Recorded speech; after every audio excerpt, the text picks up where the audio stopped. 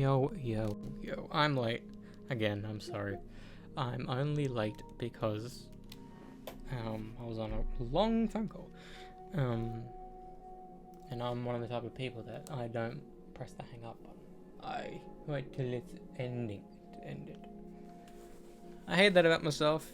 I mean, like, I could have started streaming and started playing the game whilst on the call and muted myself, but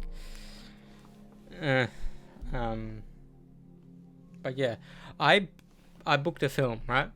I thought I was booking it for tomorrow because I need to have an excuse for me to go to a place, so I booked the film to go to said place. I was considering doing Send Help, but there was only like 4 p.m. onward bookings, and like I don't really want to see a film relatively late. So I selected Crime 101 so I could use my final gold class voucher. And I found a 12 p.m. booking, right? And I clicked it. Next thing you know, instead of it's not tomorrow, it's a Wednesday. So like, okay, it's 2 days from now. So I have an excuse to go to the place I need to go to because I need to pick up some stuff. And I get the dog food. I've been giving them dry food for nearly a week now. I need to make their batch, the next batch.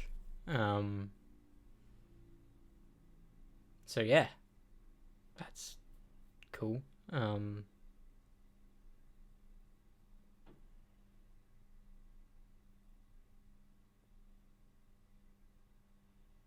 Yeah, it's still so weird. Like I remember starting Avatar around this time some nights. So now we're starting GTA now because my brain knows, I can still stay till 3 a.m.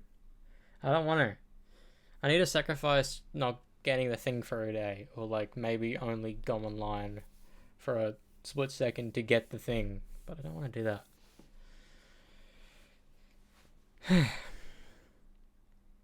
The good thing about it is that I would forget it's the first thing to start on stream, so if I were to start at 8 p.m. one day, I'd forget that I did at the beginning. So then it goes to 9 p.m., to 10, to 11, to 12. That's what happened before. I went from starting to get it around 1 a.m. Now it's nearly at 3 a.m. Anyway, so let's just play. Cousin came by today. He said he finished Resi 9. I'm like, fuck, bro. Like, Spadasi only has like a couple episodes out. It's only been out a couple days. I understand if gaming is the only entertainment you consume. For me, it's not. I watch TV shows, whether it be on my own or not, and I watch like reality TV shows like Survivor and all that shit. And every now and again I watch a movie, so like I have a lot of stuff I consume because I like to consume.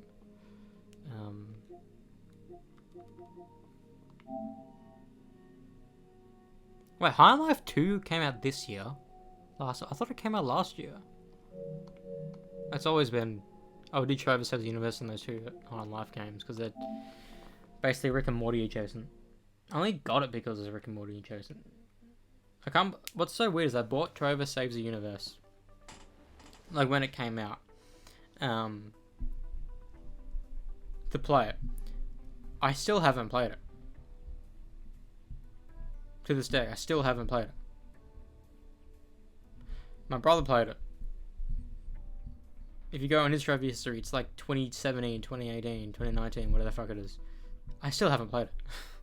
It's down there. It's at the bottom. It's legitimately at the bottom. It's under Skylanders, bro. Speaking of,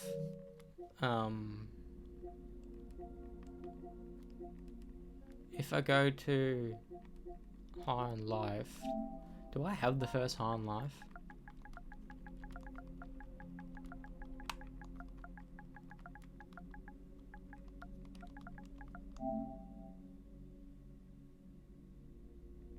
Yeah, I do. I do have the first High on Life. So if I can get this one for free, like part of me is like, there are some games I want physically. These two games I don't really care. Like Death Stranding, I want to get this physically.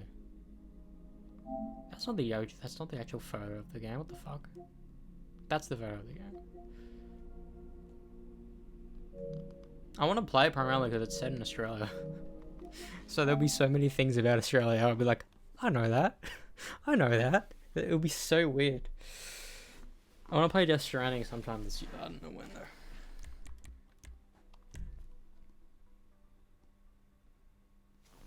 Netanyahu.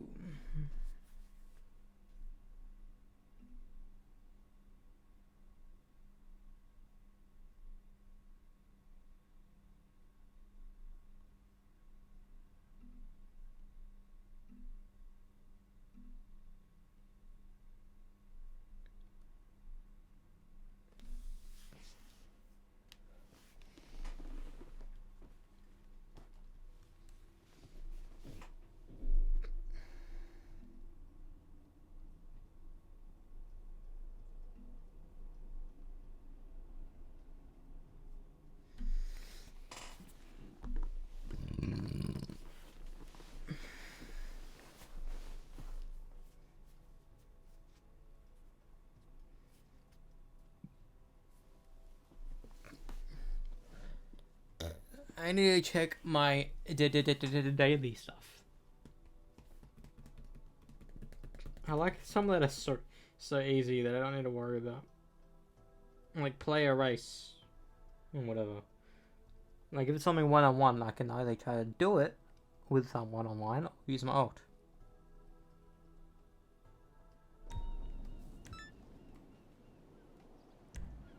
Oh, mama. Easy. Easy. Easy. It's so fucking easy. Hey, I haven't seen you at the Epsilon training. You okay? I need to go.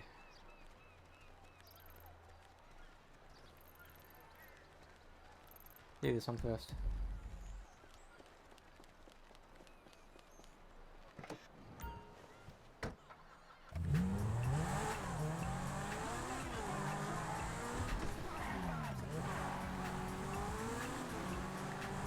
Bro, I actually cannot wait to drive around Vice City. Like, genuinely. Like, having a new city to drive around in is gonna be insane. I fucking love Night City.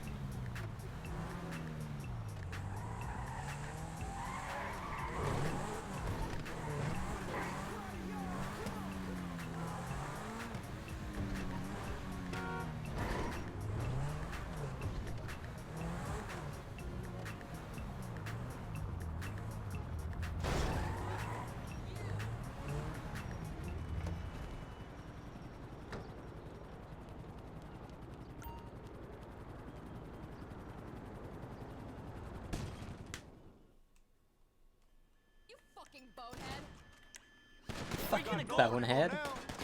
That's it. Nowhere to escape now. You dickhead. Fuck, we're dropping like flies, eh? Covered. A lo bravo! Holy shit. Get down. Carajo, we're one down.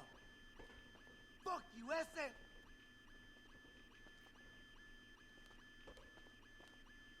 Asswipe!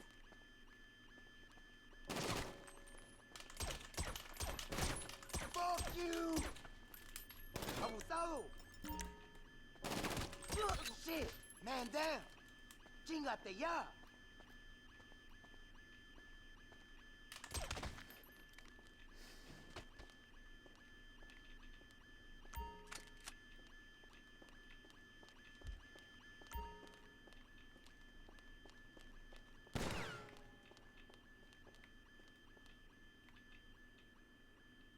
2 days in a row that's happened.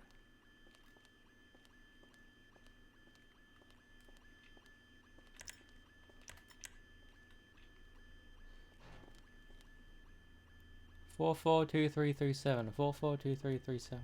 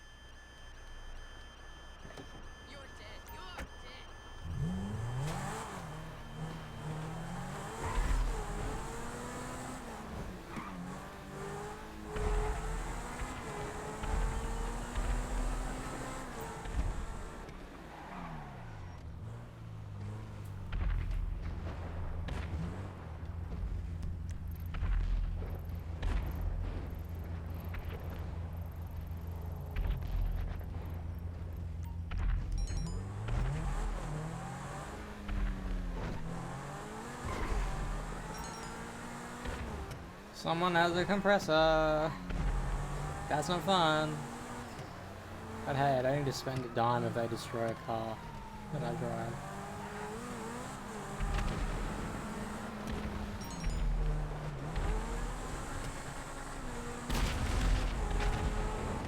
I was trying to follow him. Someone's behind me.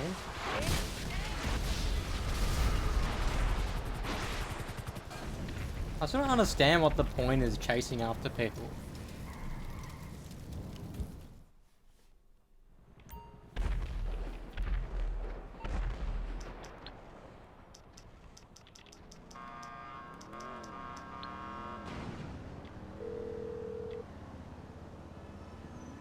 MMI, we expect the unexpected. Sure. So who killed me?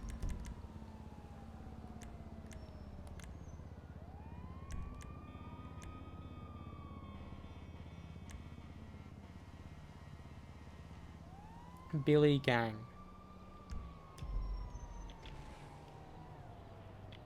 Level 81.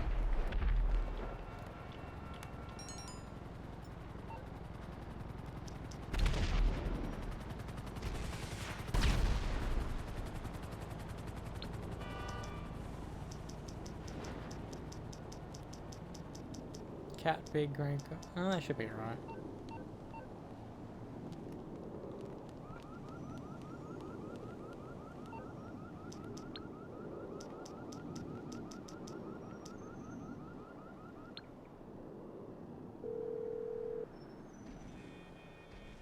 I'm on the clock. What you want? Some wheels? It's coming at you.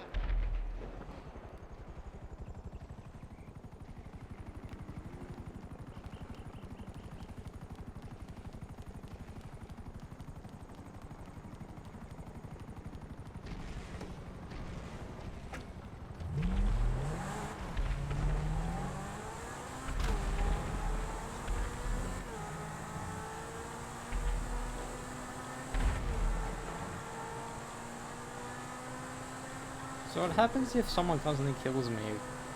Do they still need to pay for it, or does it become a point where like they don't want to issue a replacement?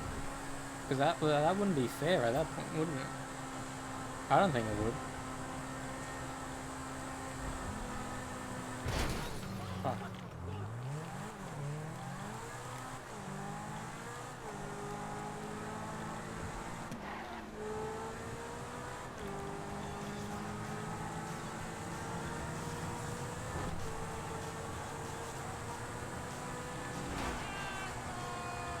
I wonder if other people do this straight.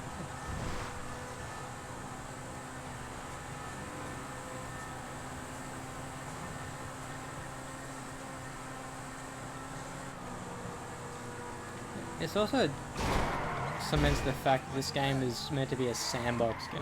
Even the campaign's meant to be a sandbox game. But what I don't understand is when someone, um,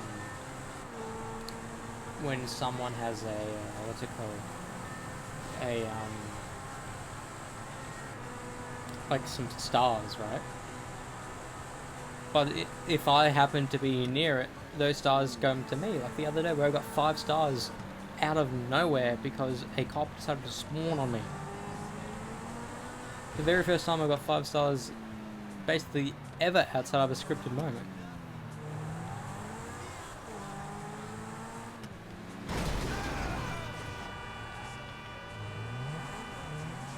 The thing is, the primary reason why they got rid of 6 stars is because of the fact that I think someone said that their hardware couldn't like optimize a 6-star type of thing because what more than 5 stars would break the system. Part of me always liked that having 5 stars with GTA 5 just made sense. So my part of me is like GTA 6 will most likely have 6 stars again for that. Or the hardware issue is not there anymore and they still want to go back to 6 stars, or they still continue 5 stars, because 5 stars, in all honesty, makes more sense than 6 stars in my head.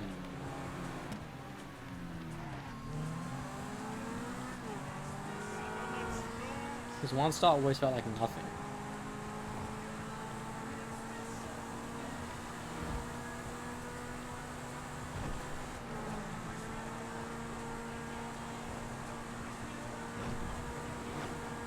Bro, this killed so many people.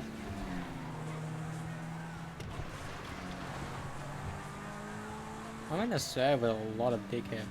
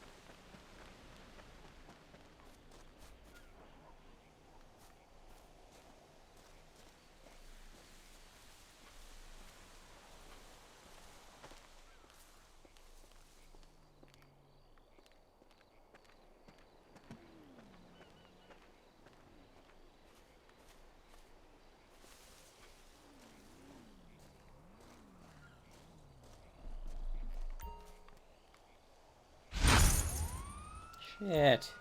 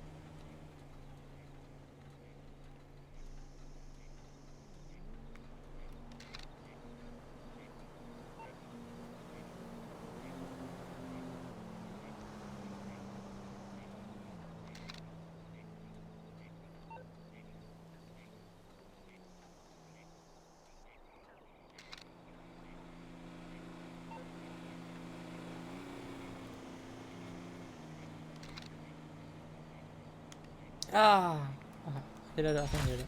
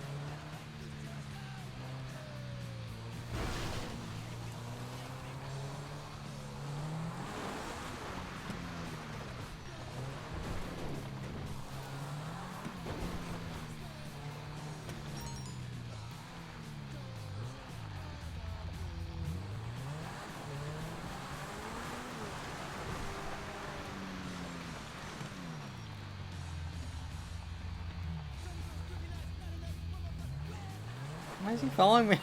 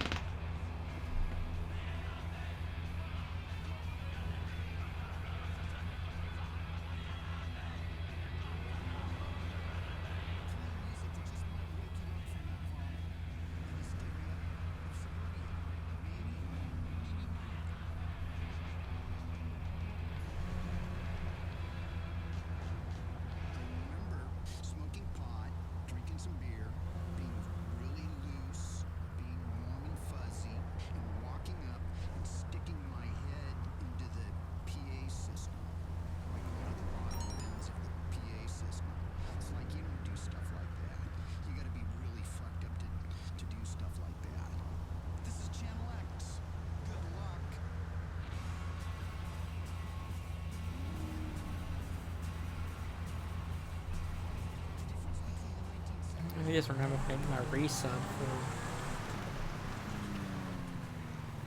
for Mount Hayfield. Why is the cunt just following me?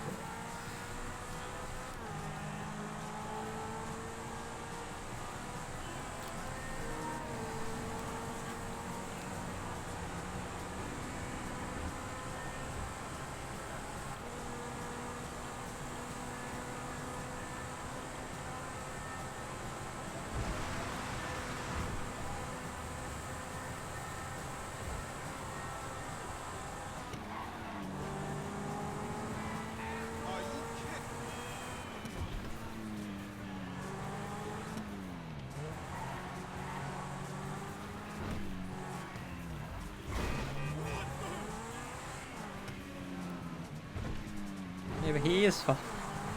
I don't know who this is. It's locked.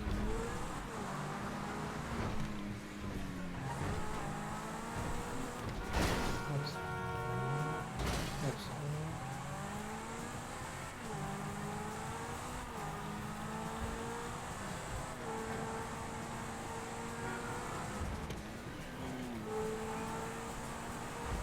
Does he think I don't notice him, or?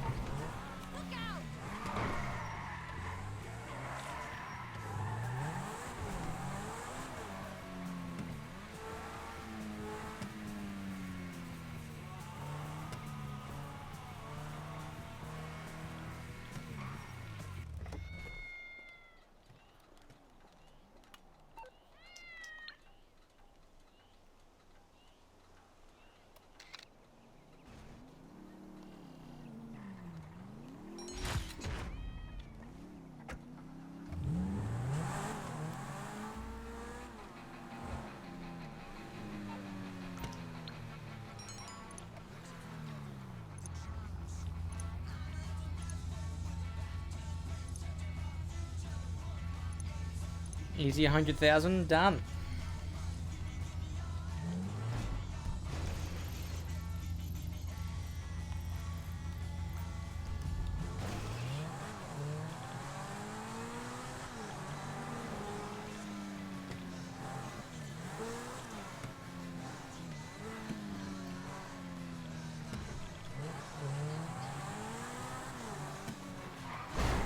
Shit.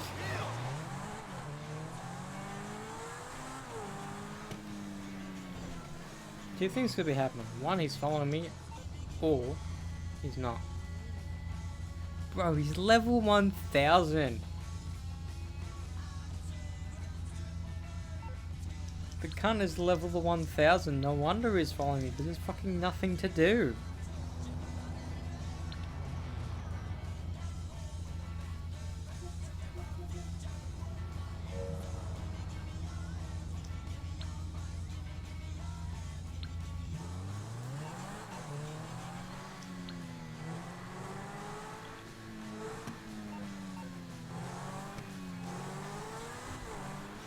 No wonder he's telling me, he's like, oh, what do level 50s do now? And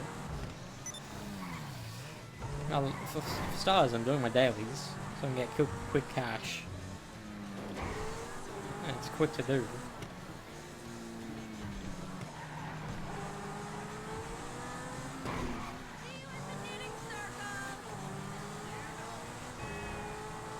I'm on that odd server, because there's a lot of high level people. Usually it's just only like, bro, there's level 8,000 large zoo. What the actual fuck?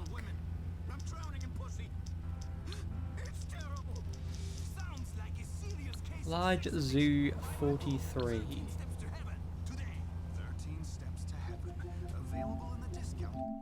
What the fuck? That either he's hacking or something's not going on correct. There's no way you're legitimately level 8,000 cunt. Level 8,000? That's fucking ridiculous.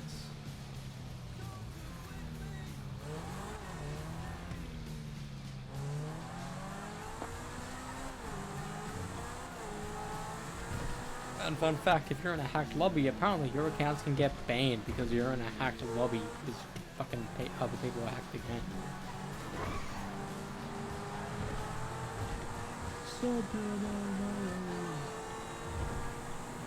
That's freaking bullshit, mate.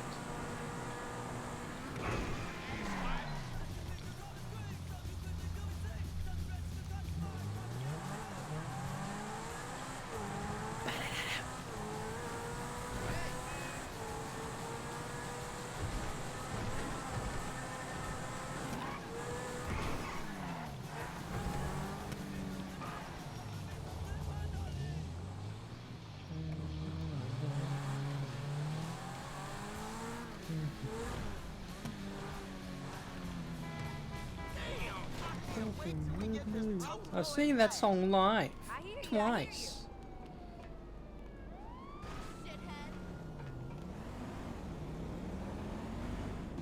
Who needs TV with these streets?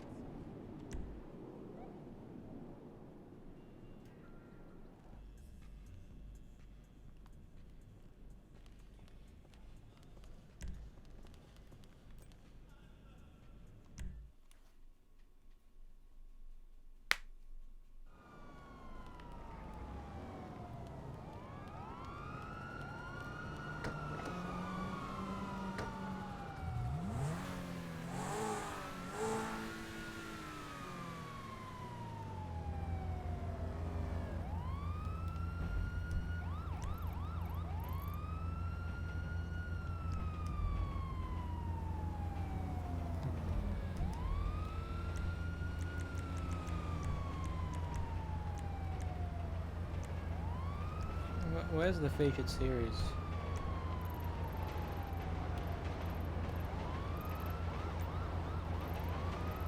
What is it there?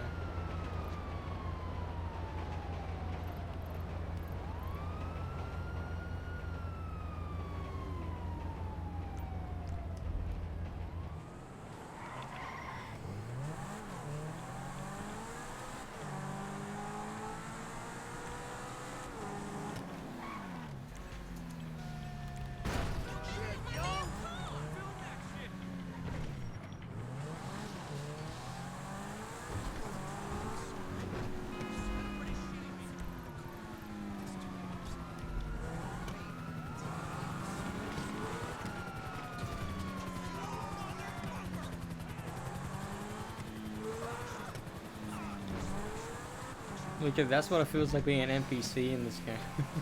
It's like, oh, fuck, okay. That guy's wanted.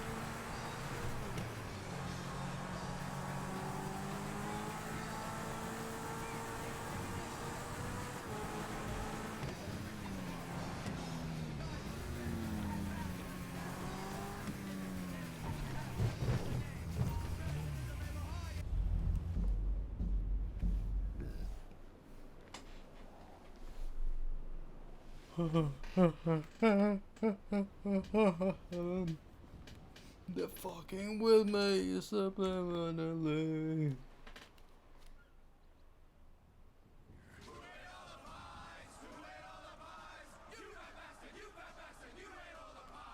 We Americans are such Philistines, we haven't understood the cultural significance of mass hatred. Lunar New Year? Fuck off. Fine, okay. Well, soccer in the U.S. is no longer for housewives. Now, it's for everyone. Come see the sport that until now America couldn't get its head around because it's not 75% commercials. The LS Benders season tickets I could actually win. $50. It's 1061 Radio Los Santos. We the motherfucking best. AC. Super. Beautiful. I can look for you. I should have done what? I should have. That song slaps.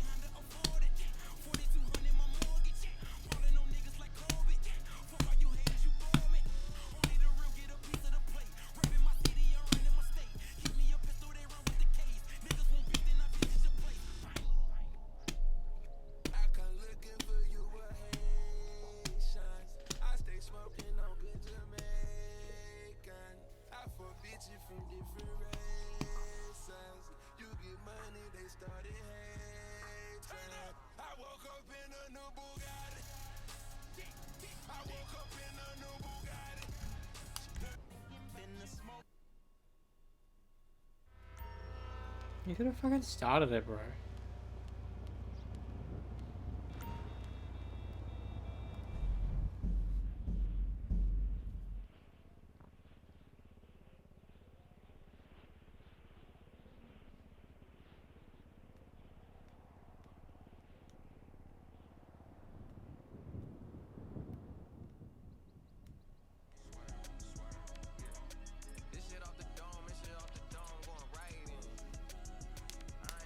Just fucking start it. I understand why you want a bunch of people in it so you can win a lot of money.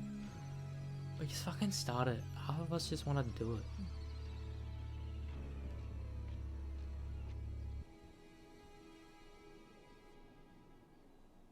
Germs. It's kill or be killed in the great warfare in your home. Of all the places in your home, your carpet is the battleground where the fighting is the nastiest. That's where I come in. Mr. Spot. Ordinary cleaners leave stains, dirt, germs, and life behind. I don't. I kill everything. I clean and disinfect the toughest stains and kill 99.9% of germs and living tissue. I can cleanse a crime scene or strip a baby to the bone in less than an hour. Mr. Spot destroys away wine stains. Dead. Mud. Dead. Cat vomit. Dead. Including the cat. Moon blood. Whatever it is, it's dead.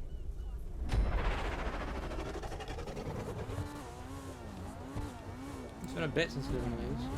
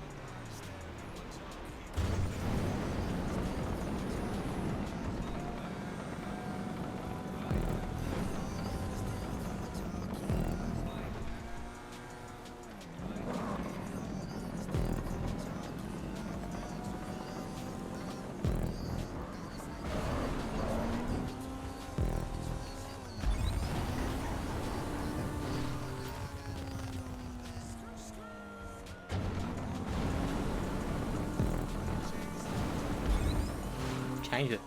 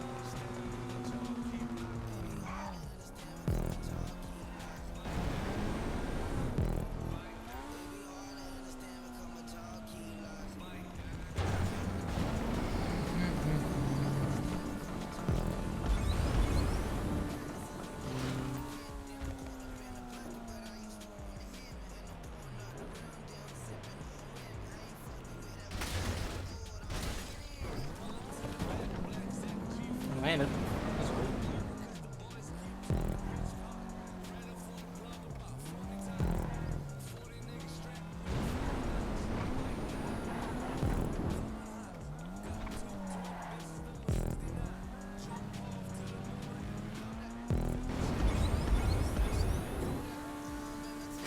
That's not that good. I've always clicked that.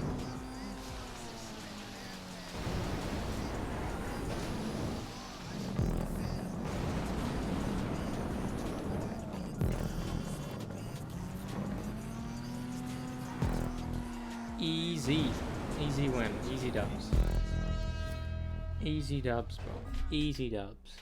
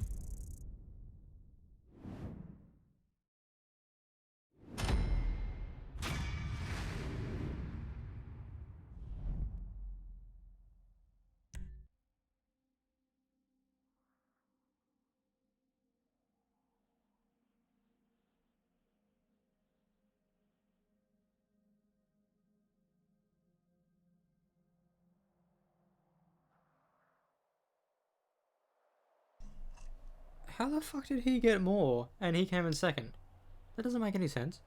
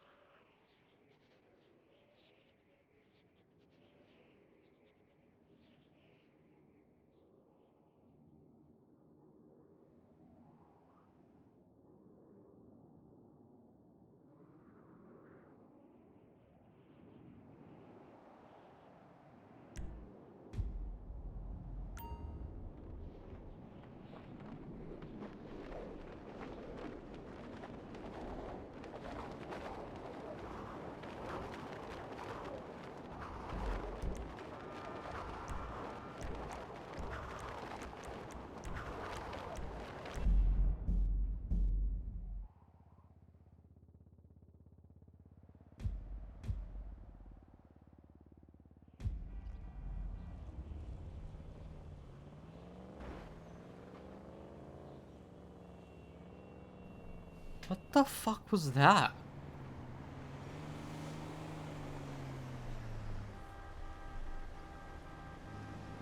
Some days, I feel like I'm living in paradise. You know what I'm saying?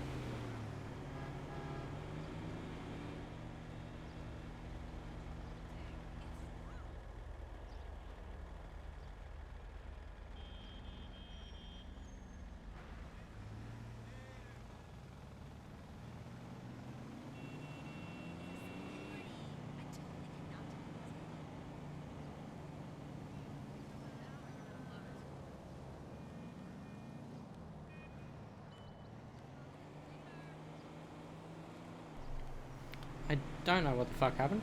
That scared me.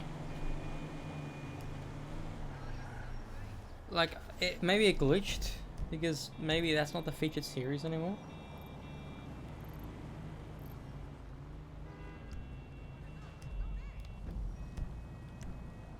Well, I'd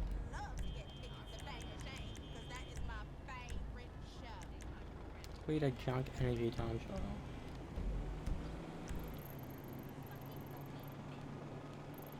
Race. Stand.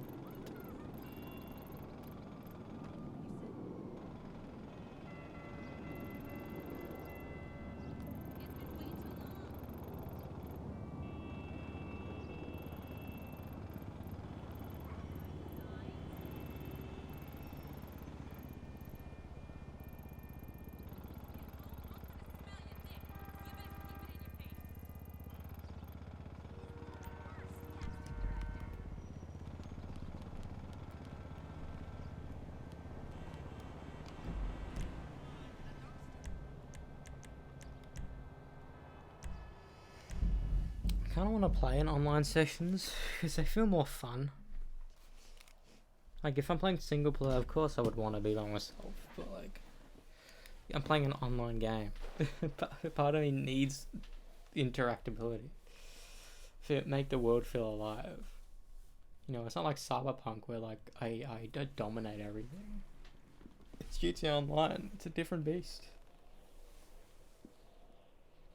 You know, if someone tries to kill me, it happens.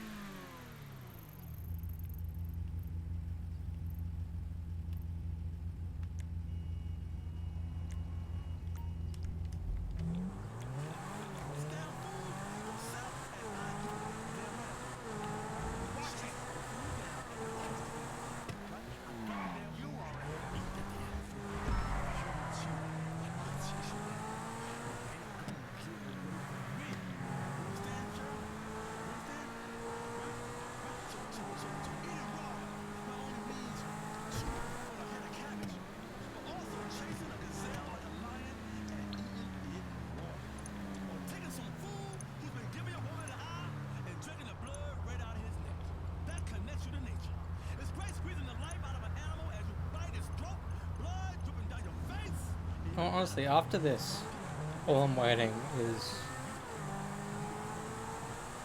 because I've done the photography shit. That was one of the probably my easiest ones. It was a pig, a bird, and a cat. So I know where everything is Penguin Man. And dailies were relatively simple.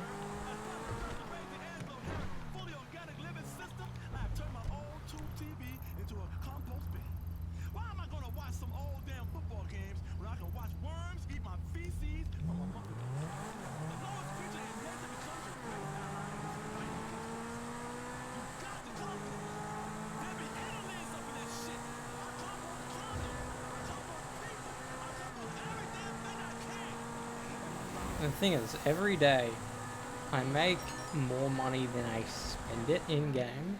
So, like,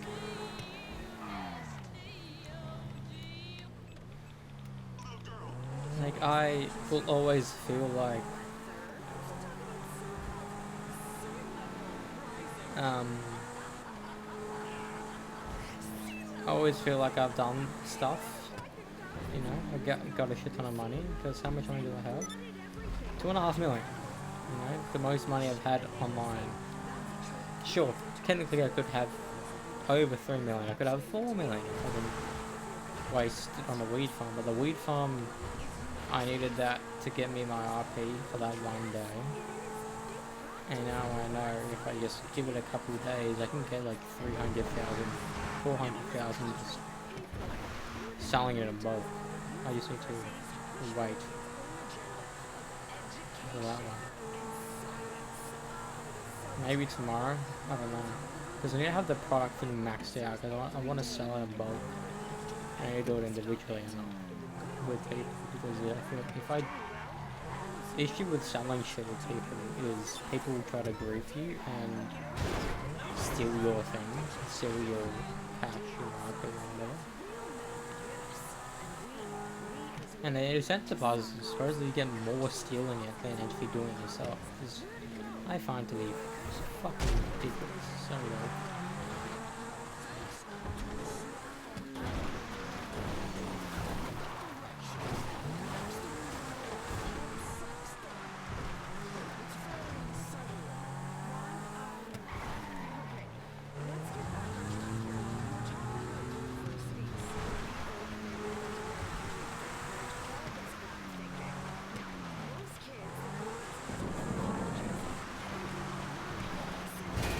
I'm so glad I don't need to take photos of like sea life.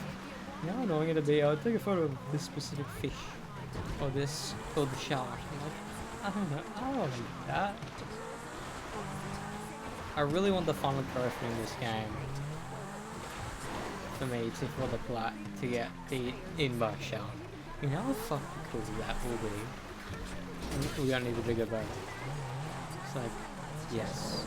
Ending it on, arguably, because the first thing I did in GTA back in the day, besides doing the cheat to skydive, which is the classic Atari code, like up, down, left, right, A, B, start, like that. That's the iconic cheat. To fly everywhere. After that, with Franklin or whatever, I would swim as far as I can to test it. And lo and behold, a shark killed me, and that terrified me. So now every time I'm in the water in this game, like, I don't even need normal sharks. I know what it's like, it's scary. And doing them in first person would be even scarier. Which I can't want to try to do.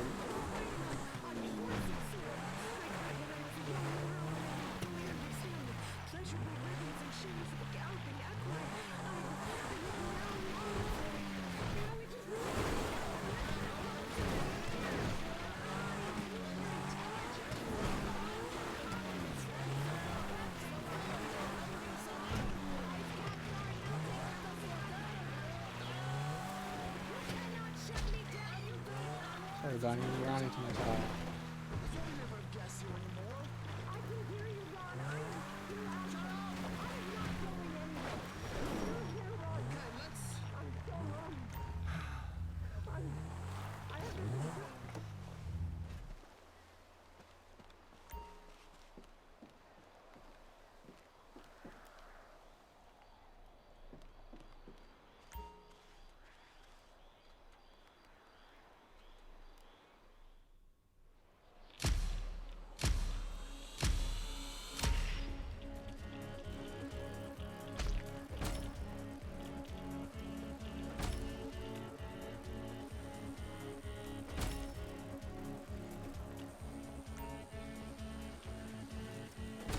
No, my car's in the way.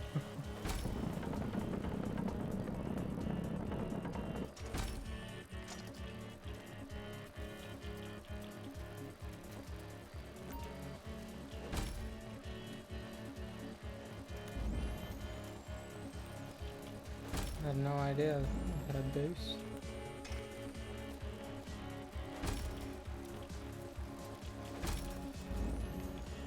I had no idea the fucking thing had a boost.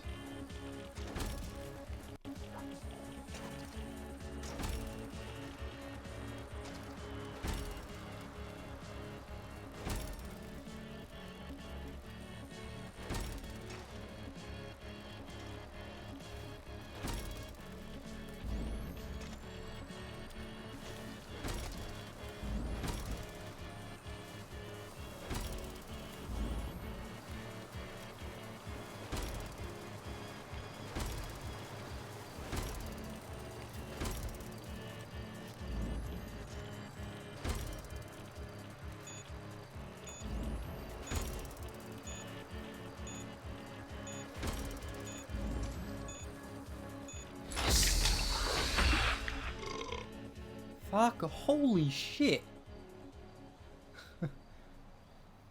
Damn, 7 days in a row. Fuck yeah, we got a lot of XP for that. Nice.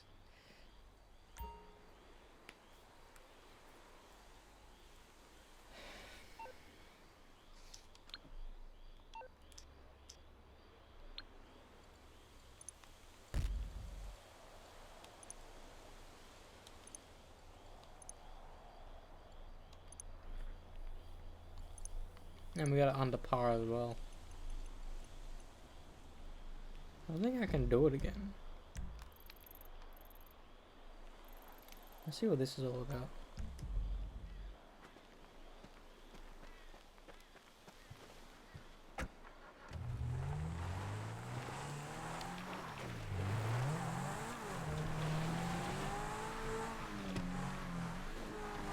Two and a half minutes to get there.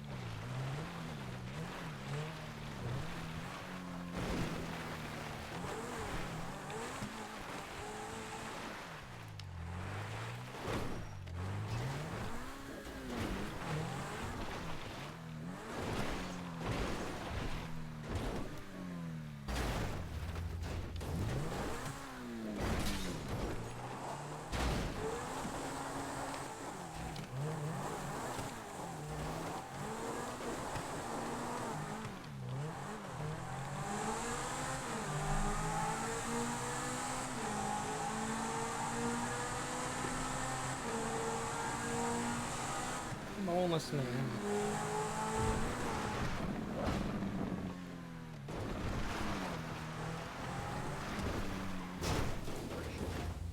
Shit. Shit.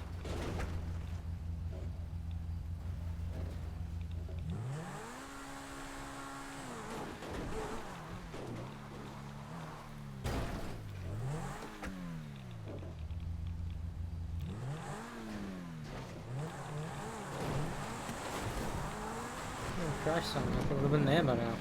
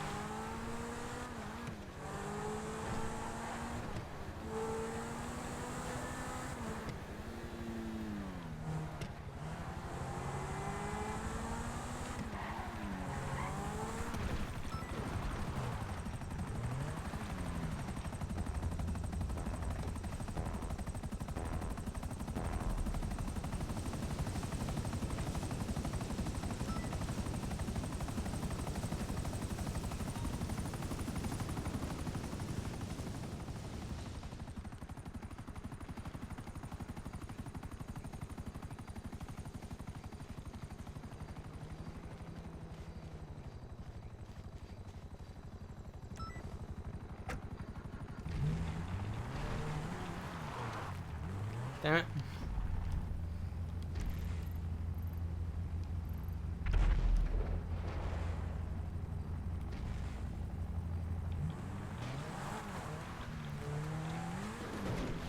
If it didn't crash, I could have been in there.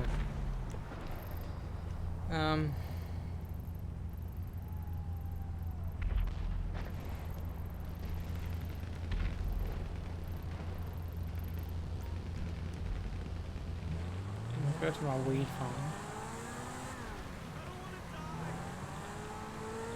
And I'll just do a bunch of drifting for a bit.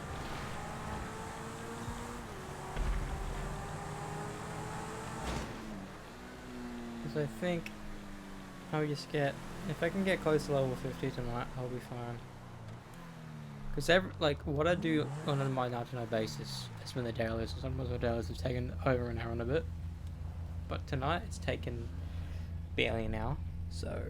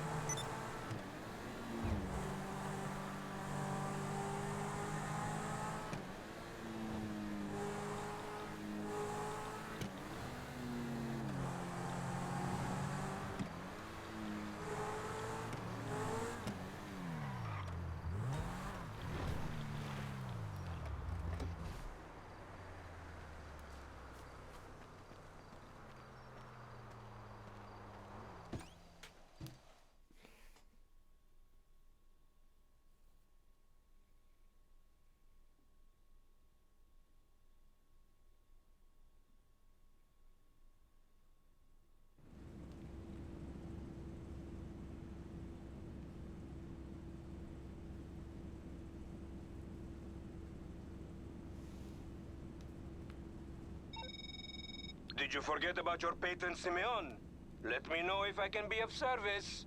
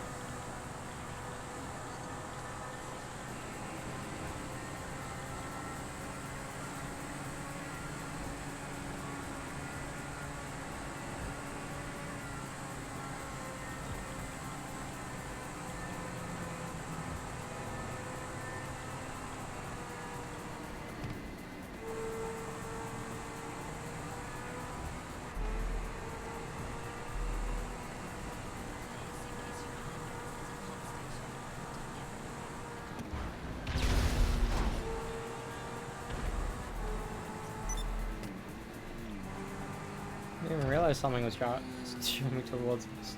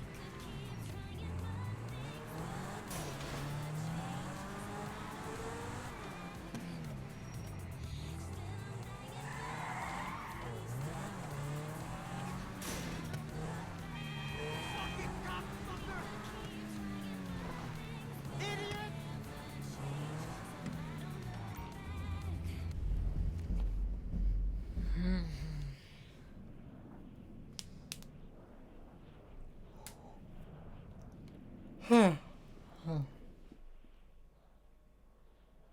pirate in the Los Santos area. The only pirate. And my phone is blowing up at the moment. New voice messages. Oi, oi, Joy. So, how's things in Los Santos? Give your cousin Leanne a shout. Big up your chest. Boy.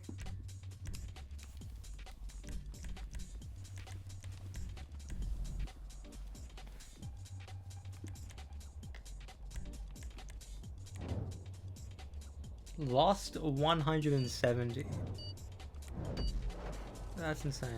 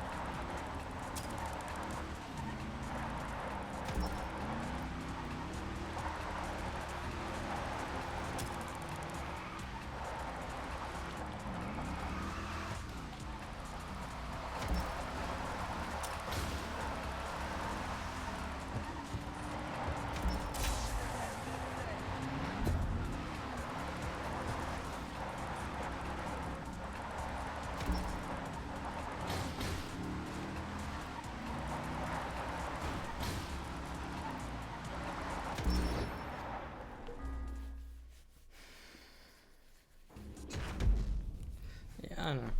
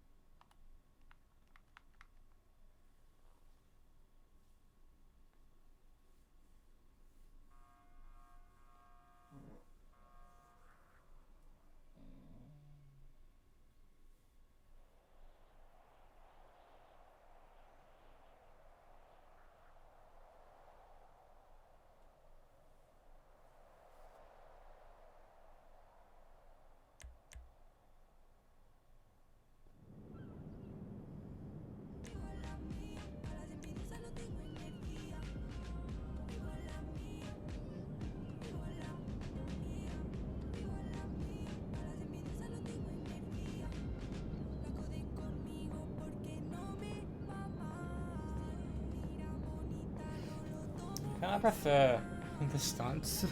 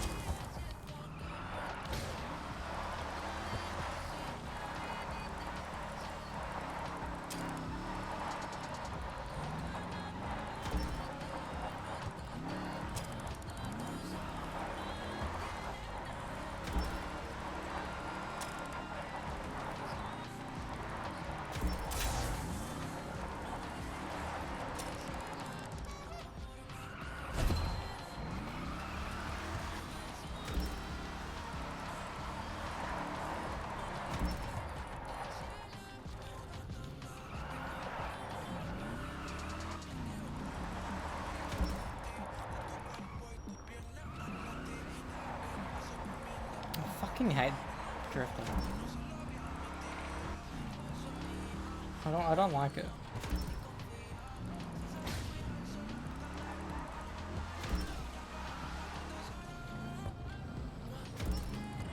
I'm lost.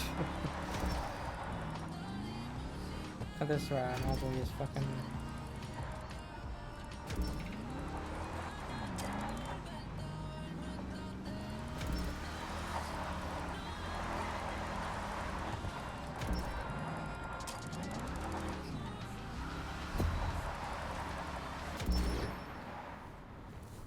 It sucked.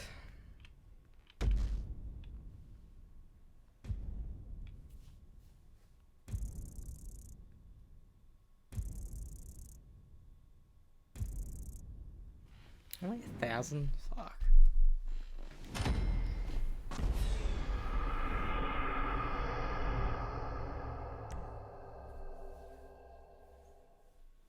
Look at that.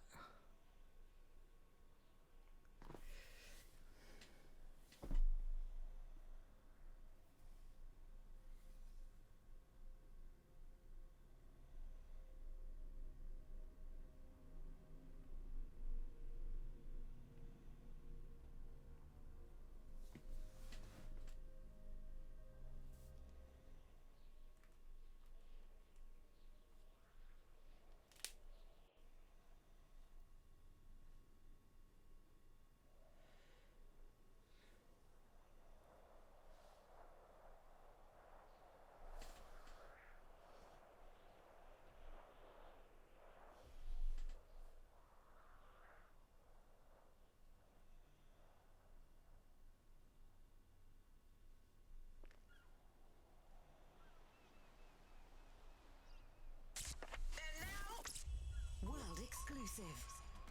Girl, you thick, can I have some more? Can I have some more? You been here before, guess you're indigo. Guess you're indigo. Don't act like you're rich, just go for broke. Just go for broke. You see me right now, yeah, I'm ready to go. I'm ready to go.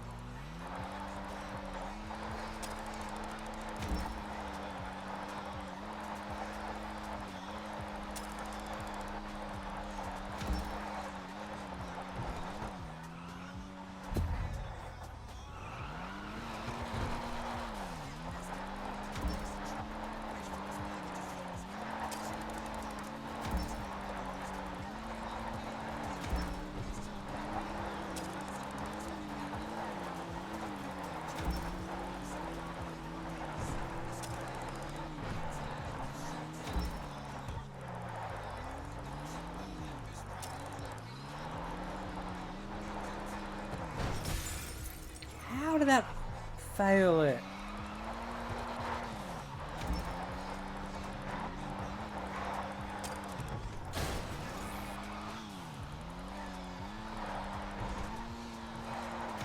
Every time I think I got this game mode down, something happens to me and I can't do it anymore.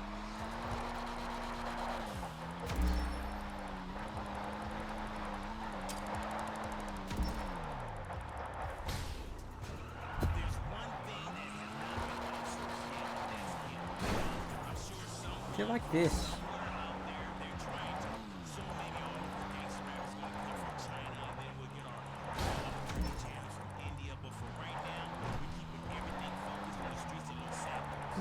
$90,000 in one single drift. I don't believe that for 1 second.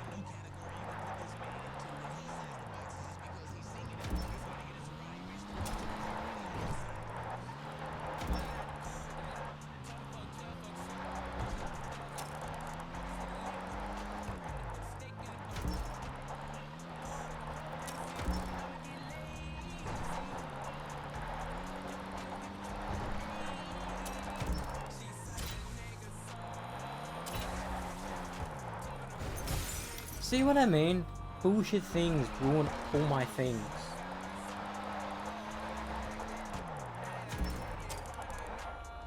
Like, it's purely luck dependent. It really is.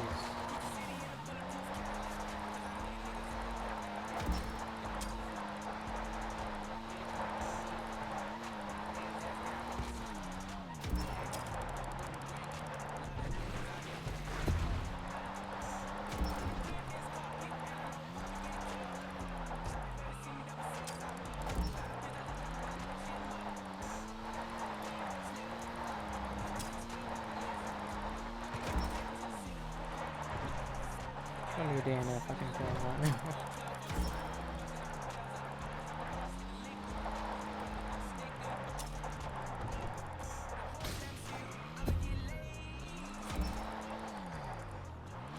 I just want to drive normally now.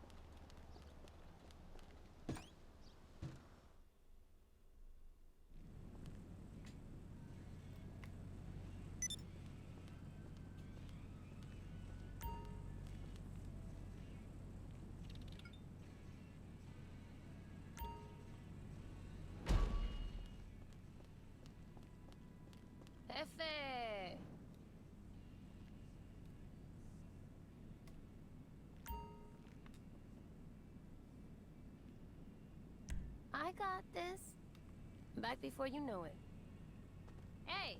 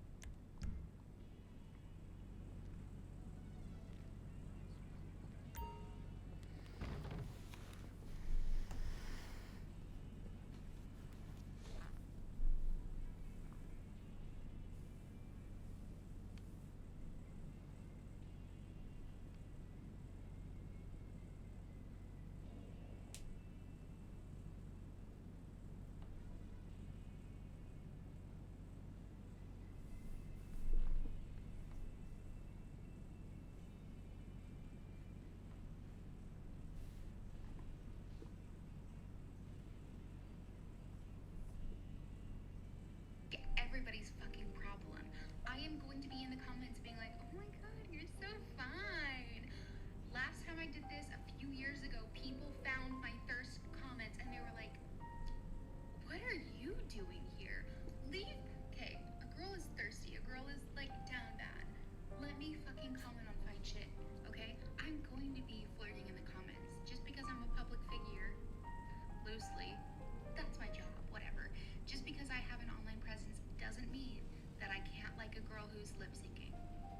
Doesn't mean a guy who's doing a dirty. I'm single and I'm gonna make everybody. I think my hair's growing a little bit, maybe. Hopefully.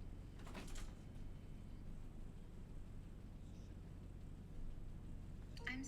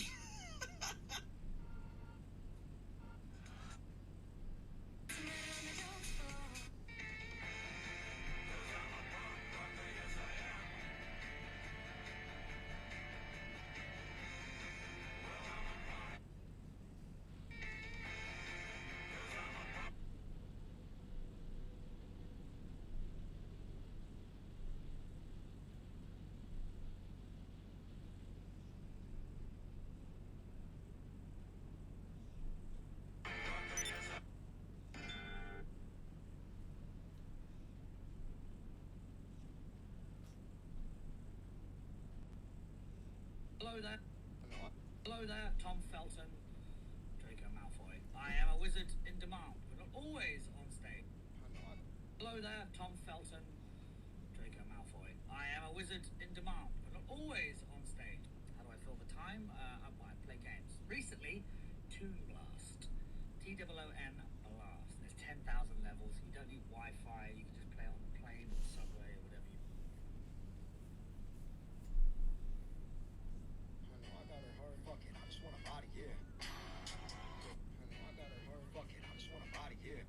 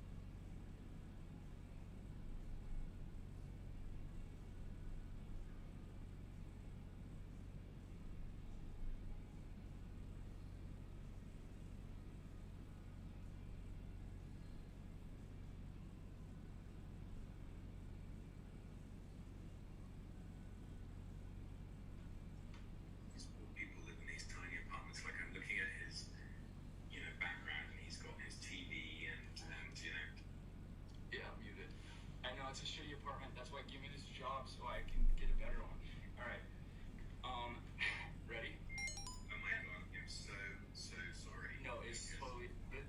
Listen, I'm living in a 4x4 box. It's fine. Just give me the job and we'll be fine.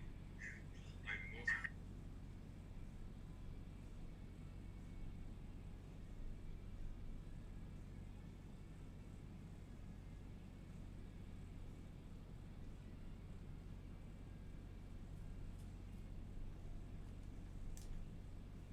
Changed by them. And we have been. You okay? Oh. If we can solve any problem. What you and I have may never be simple. That doesn't mean that we're not going to be scorched. Then what do we lose so many tears? Don't waste one single minute. I sometimes can't find the words. Doug, what are you doing back there? I'm gonna hold on to this moment. Goodbye, Port Charles. Good luck to you. So you go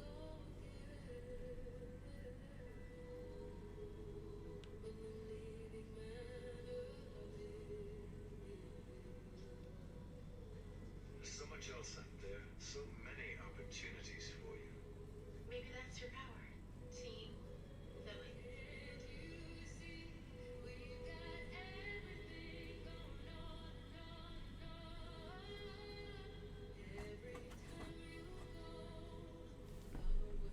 Doug.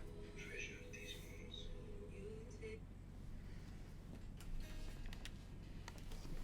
Alright, we're back. I'm a bit hungry, so I want to try to wrangle up some food. And I think Dewey wants to go outside.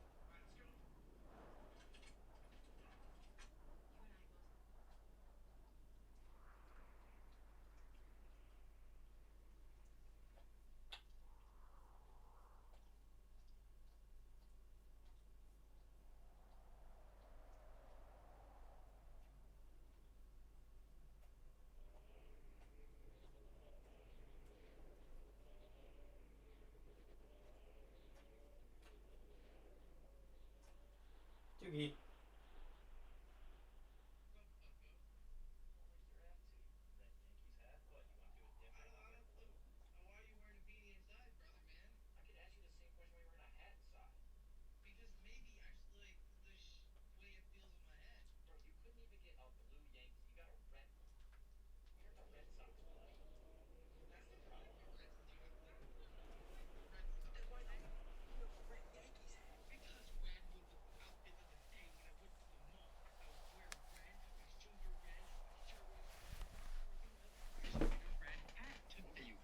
Cosplaying as a no, I was a fire hydrant. What the fuck do you want me to tell you, okay? I need a hat. You know, my hair's messy. See the red Yankees, I'm like, yo, this fit Tom. Bought the hat. Now I wear the hat. What's your excuse, bud? First off, that fit, not tough. My excuse, just watch the Bills. I was getting in spirit. Jerk off. Third off, I see you wearing that fit, I'm definitely thinking this guy hangs out at pizza shops way too much. That's what I'm thinking. Now what? I don't like your attitude either. And you started off with Bucko. So go for yourself. That's how I introduce myself, you know? You introduce yourself as Bucko? You didn't even say that clearly. You called me Bucko, genius. I am pretty smart, actually, okay? Oh, you are? Yeah, I moan for a living. One, I'm not going to ask you about that. Two, spell indubitably.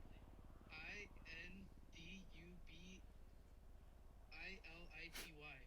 That couldn't have been more wrong, but I like that you gave it a shot. Good old college try, huh? Just like you did with that outfit. 'Cause it looked like What the fuck?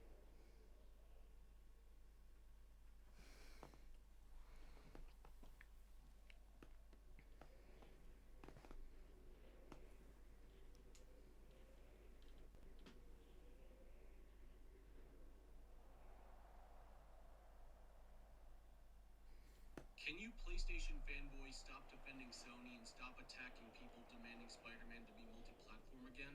You do understand Spider-Man always was multi-platform before Sony started gatekeeping it from 2018. First Spider-Man games were literally on both MD and SNES. As many of y'all may recall, Spider-Man games used to be on every gaming platform. PC, Nintendo, Xbox, PlayStation, but now times have changed, and Spider-Man, along with any Marvel game under Insomniac, are now exclusive to Sony. I think it's not really about Marvel games. It's about Insomniac having a fucking being a PlayStation studio. You know, if Microsoft were to do something like Marvel did with Sony for Spider-Man the films, sure, maybe they can co-release it. It would look weird having fucking Spider-Man on the Xbox, you know, but remember, they had Sunset Overdrive. Insomniac did Sunset Overdrive for Xbox. People wanted a PlayStation. A couple of years later, they were bought by Sony. Guess what? If Sunset Overdrive can come with PlayStation, cool. But like, it's like you had your fun with the game, now we have fun. And you guys are probably thinking, why do the Insomniac Marvel games not go to Xbox, but they go to PlayStation and PC? Now, regarding Nintendo, as much as I love Nintendo and I love their games, their systems cannot handle the Insomniac Spider-Man games, or even Wolverine, or just any of the Marvel games in general. Just look at the Arkham games on the Switch. They look ugly. As for PC, that's a special case because they're constantly improving with the RAM or gigabytes or graphics card, whatever. That's why they have every single video game, because you can adapt to it. Now, regarding Xbox not getting the Insomniac Marvel games, there's actually a pretty crazy story behind it. Marvel actually approached Xbox before PlayStation, offering them exclusive Marvel games. That would have pissed me off. But Xbox declined the offer. Microsoft turned down the deal to develop Xbox exclusive Marvel games so they could focus on their own IPs instead. And after Xbox declined Marvel, that's why Marvel and Insomniac... Having Spider-Man be an Xbox exclusive does not make sense because he's a Sony-owned character. I understand Sony games are different from movies, but still, everyone from the outside would be like, what? It's a Sony game system, and he's a Sony character. But he's on Xbox? Like, that wouldn't make sense. ...to PlayStation because they agreed, they made a deal. And PlayStation went on to make billions of dollars I used to be an Xbox player, but even I can't defend this. Microsoft was genuinely stupid when they declined Marvel. If anything, Marvel and Insomniac were Microsoft's last chance in keeping up in the rat race in video games when it came to Nintendo and PlayStation. They were doing way better than Xbox. And yeah, they reject Spider-Man exclusive games. What were they thinking? If Xbox had exclusive rights to Spider-Man, Wolverine, and whatever other character Insomniac handles, maybe then Xbox would still be going strong and would not be currently failing. Xbox literally lost their CEOs and they had to get a new one, and they're giving away their exclusive games to PlayStation and PC. Indiana Jones was never an exclusive though. They are not the juggernaut they used to be. Unlike PlayStation, who is currently going strong and they have loads of exclusive games. They are number one when it comes to exclusive games, and now they have access to Marvel characters. Wolverine is coming out this year, and that's going to increase PS5 sales. To add on to that, a fan asked Insomniac when Spider-Man is coming to Xbox, and Insomniac said not likely. Now, Xbox still gets Marvel games like the Guardians of the Galaxy game, Marvel Rivals, and they're getting Blade, 1943 Rise of Hydra, and Iron Man. But they'll never have the Insomniac Marvel games, and Xbox has no one to blame but themselves. Can you play?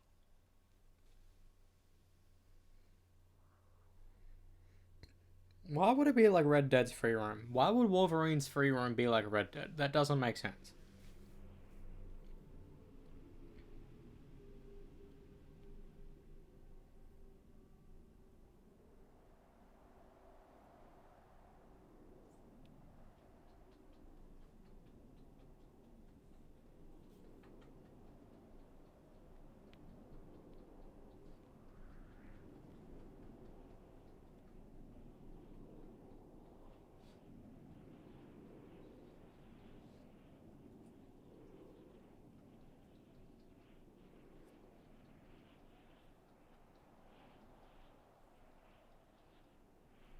This Big Bang Theory star is using his millions in the best way possible. Though maybe if the United States got its act together, he wouldn't have to. In case you're not aware, the entire cast of The Big Bang Theory is filthy rich. Melissa Rauch is reportedly worth $20 million, Mayim Bialik, $25 million, Simon Helberg, $55 million, Johnny Galecki, $100 million, Haley Cuoco, $110 million, and Jim Parsons, $160 million. Kunal Nayyar, meanwhile, who played Raj Koothrappali on the show, according to Fortune magazine, his net worth is $45 million. And well, the actor is now going viral thanks to a new interview with the iPaper, because the outlet asked him if his wealth felt like a burden, and he said no. Quote, money has given me greater freedom, and the greatest gift is the ability to give back, to change people's lives. Nayyar says he supports animal charities because he loves dogs, but quote, what I really love to do is go on GoFundMe at night and just pay random families' medical bills. That's my mass vigilante thing. So no, money doesn't feel like a burden, it feels like a grace from the universe. On the one hand, this is obviously wonderful. Those with money like that should be helping out people who are saddled with impossible medical debt. But on the other hand, maybe our healthcare system needs an overhaul so that people wouldn't be saddled with medical debt in the first place. This Big Bang...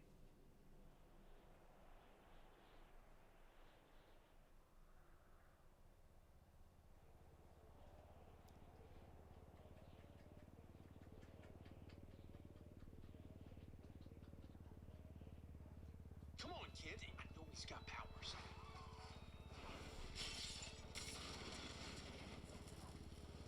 think he inhaled too much smoke.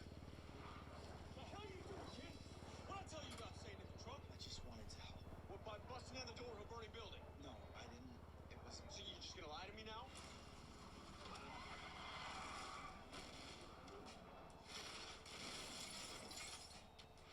Somebody saved us. What makes you say that? There was like this blur, and then suddenly we're on the side of the road. What's going on? Is John here? Everything okay? Yeah, because of him. I'm sorry, I don't understand. Come on, kid. I know he's got powers. Kyle, you're wrong. Kyle, you need to leave. No, I will leave when I get some answers. We'll talk about this later. We can talk about this now. Sam. No, it wasn't. I'll explain it all to you tomorrow.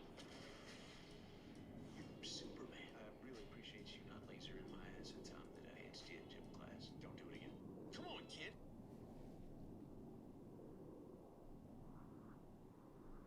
The fact he was one of the only actors who got better playing the character over time.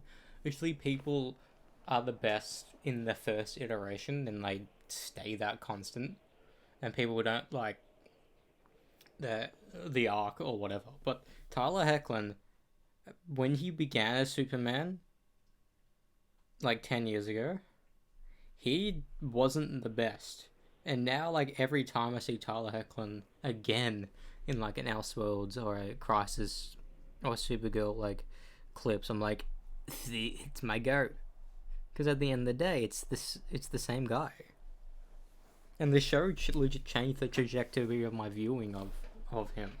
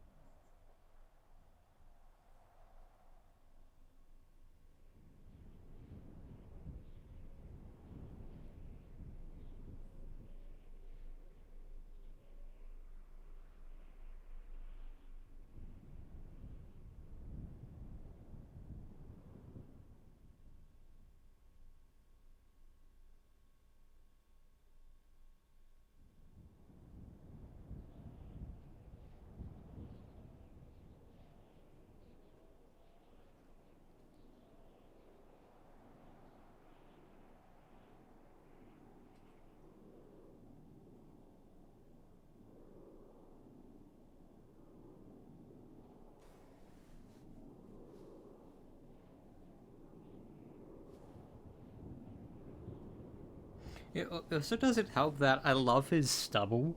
Him having that grey beard makes his Clark. Fuck's sake.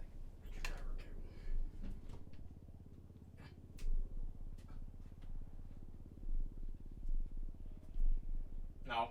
You stay on the ground. Stay on the ground, you bloody.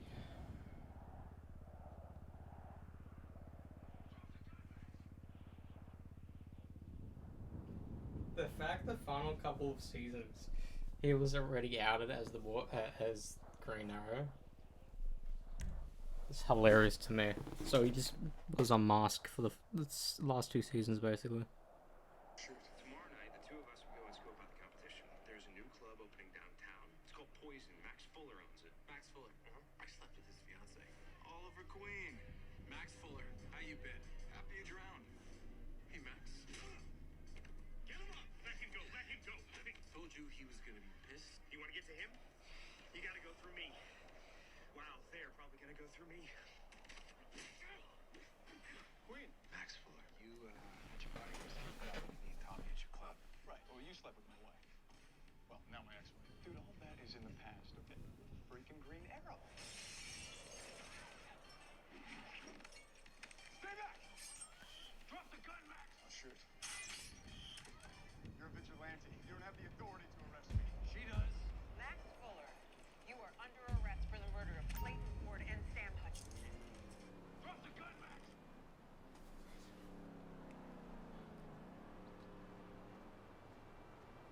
I didn't even realize it.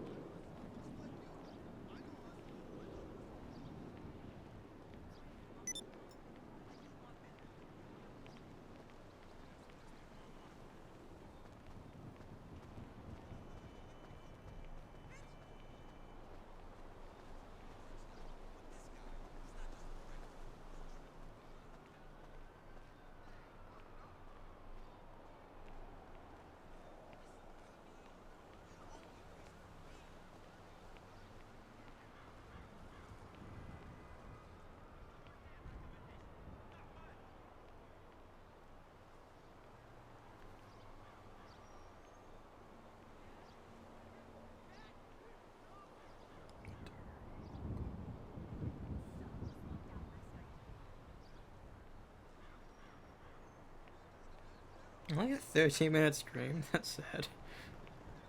Check out that loser! You piece of filth!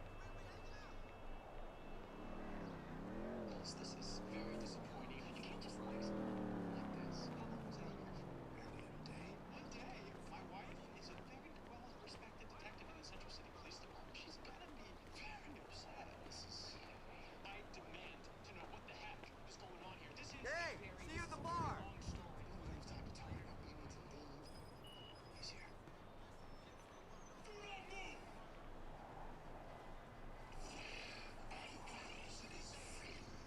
What the heck is going on? Oh, Zoom's after us. Why is Zoom after you? That's part of that long story I was telling you about. I don't know if I can deal with something like this. You have a time roll. I'm an enemy of someone. I need a place to hide when something like this happens. Get in.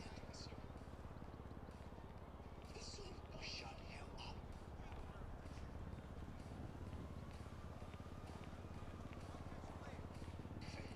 He's not gonna fall for another fake wall. We need to move. I think before we do anything, you have to explain to me everything that is going on here. This is.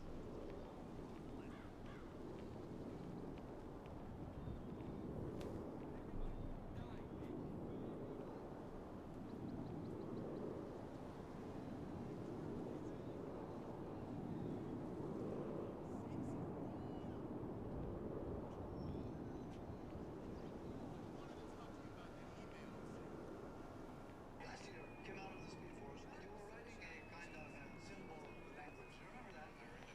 And apparently, Cisco could only translate one of these phrases, right? So far, yeah. I mean, Gideon couldn't even do it. Why do you think that language was? I don't know. It was some kind of chronolinguistics. Speed Force, which is time advance, right? Past, present, future, and then the language of the future. Wow, is this about cicada? Yeah, no. I have cracked that code. That's what the time I'm reading now. Maybe I'm treason with you. Absolutely. I'll pay you back as soon as I can. Writing sample on the journal. That's about it. Felt like I was in traffic all fucking day. I fucking ran out of gas in traffic. My new website covers all We gotta three of finish my talking later. careers. Call me back. Oh, yeah. Handwriting is in your journal. Timeline is matter. Your art form, reverse flash, receiver. He tells us it's true. She can't because it is true. Last year, came out of the Speed.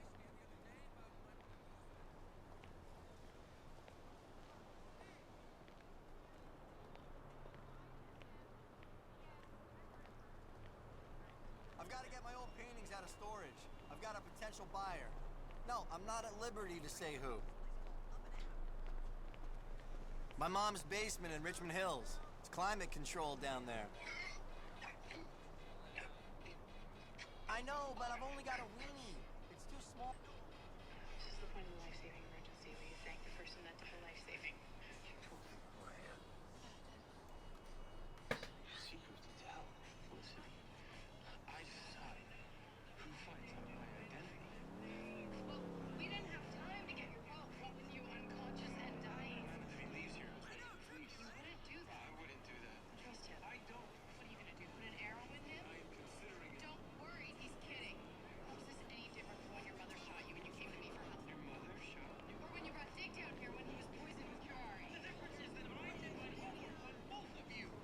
Just stand for me, please. I'm not gonna tell anyone, and you don't have to thank me, but you should thank her instead of being kind of a jerk. Mr. Ends up being one of his best friends of all time.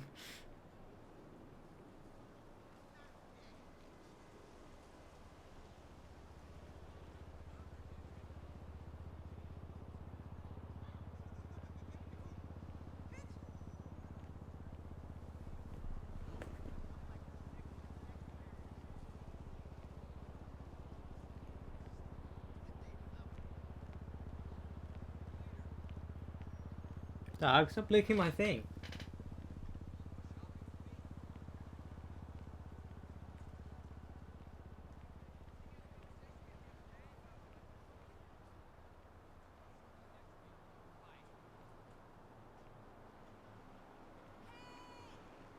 Last year, came out.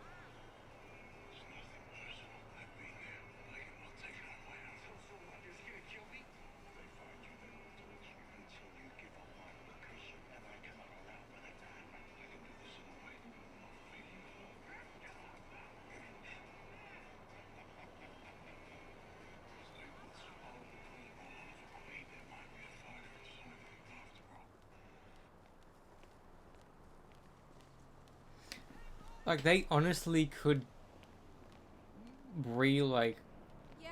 not re-edit the flashback scenes, but they could legit, because seasons 6 and 8 are the only seasons in the show that didn't have flashbacks, because season 7 had flash forwards. Or was it season 6? One of the seasons Thanks, son. didn't have flashbacks. Anyways, what they could do is honestly make the episodes shorter by essentially having two shows. One that's just the flashbacks and one that's just the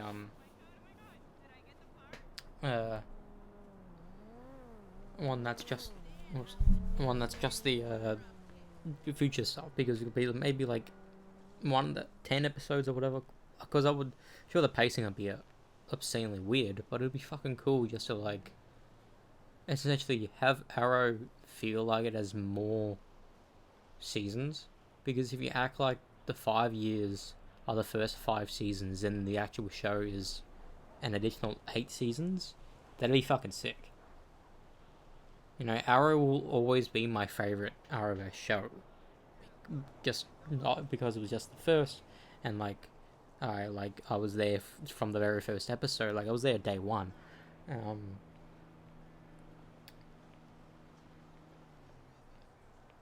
It's so weird because when I rewatch it, I'm like, I remember this shit, but like, it's still like, I don't remember everything. Like, even now watching those clips, I'm like, I don't remember this specific thing.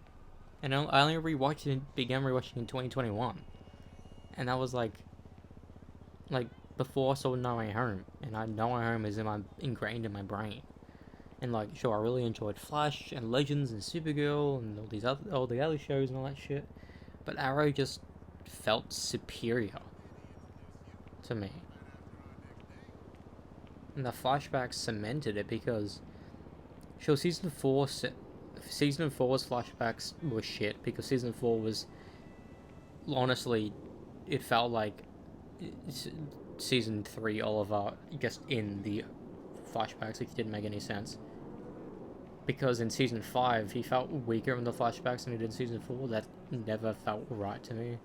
And one of the fundamental reasons why it felt weird is because of the fact that he had his modern day hair, and that's because Stephen Amell didn't want to bother with the wig. He didn't. That's like how in Thor Ragnarok, Chris Hemsworth didn't want to bother with a wig. Sure, he got a wig again for Endgame, but that was probably a one-off, because that was a lie, because he has his long hair in Love and Thunder. But then again, like, I like having long hair, so maybe a wig would be weird and having short hair. I don't know.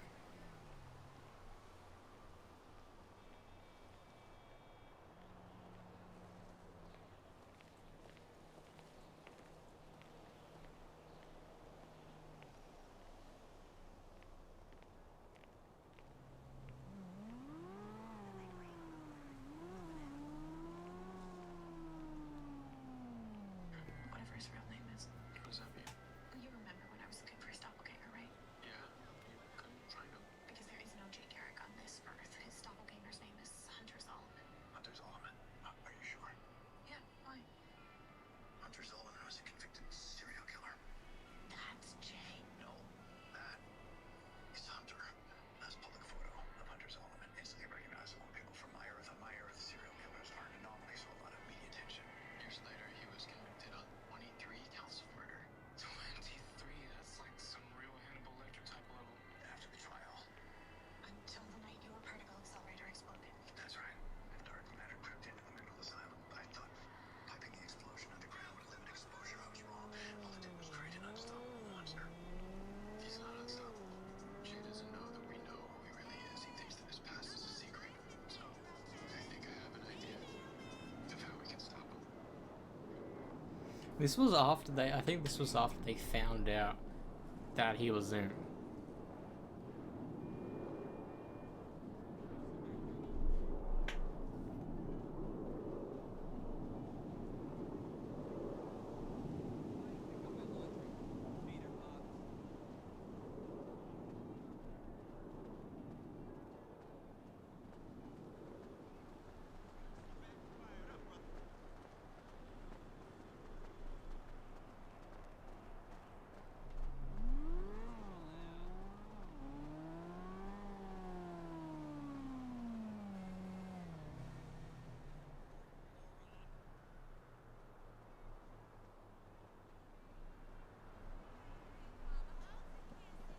To be fair, Dexter's not a villain.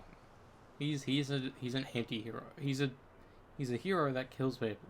Like he's the entire model is like, what if a serial killer kills other serial killers? That's his thing. So he's not inherently a bad person, you know.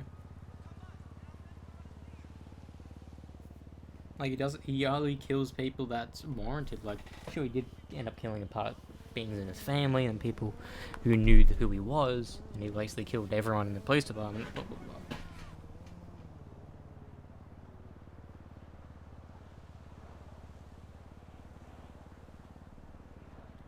What's up, man?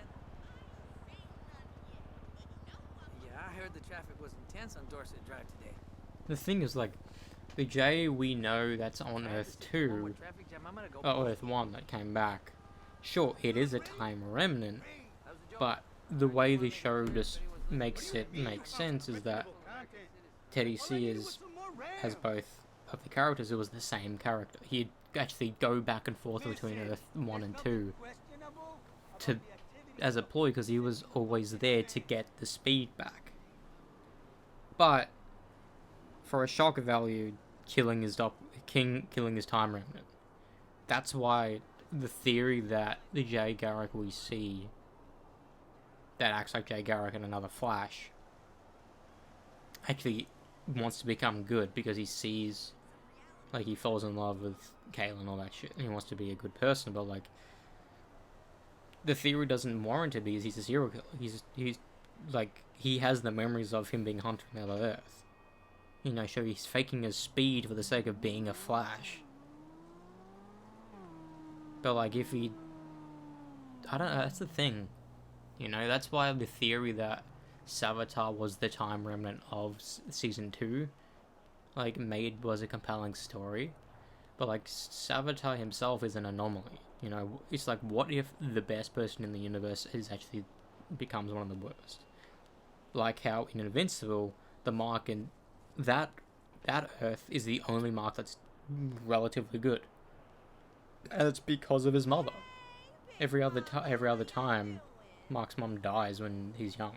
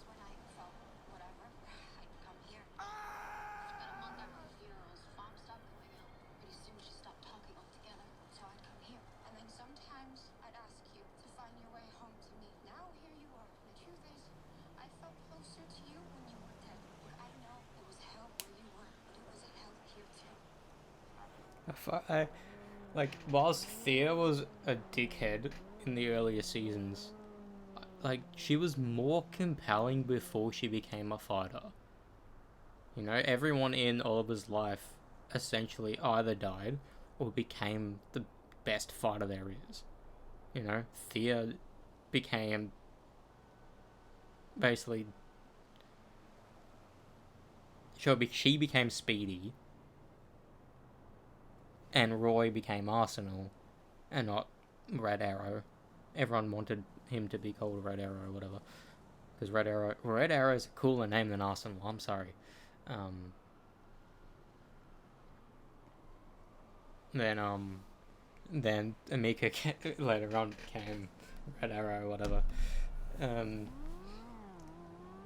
But like everyone in his life, like John Diggle became Spartan. Felicity's the only one that didn't really become a fighter. Not for a lack of trying, but a lack of like, I want to become a fighter.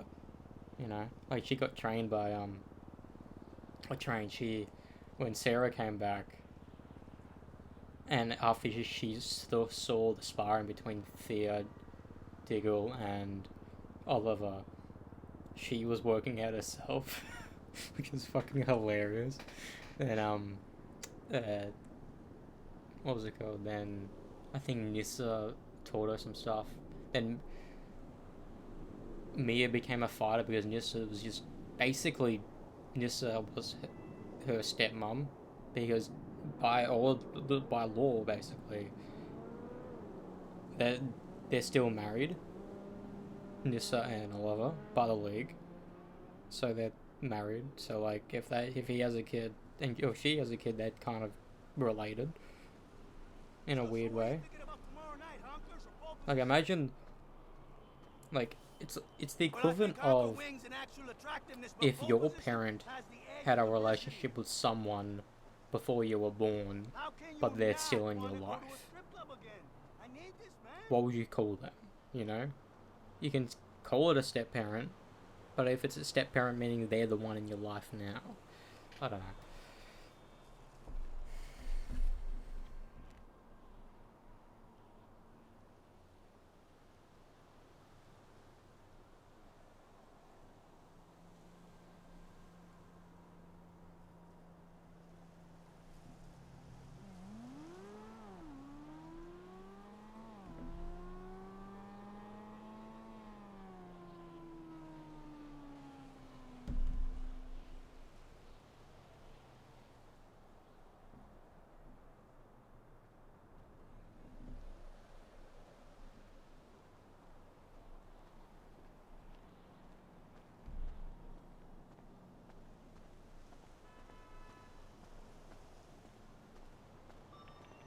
Hello, Mrs. Carlson?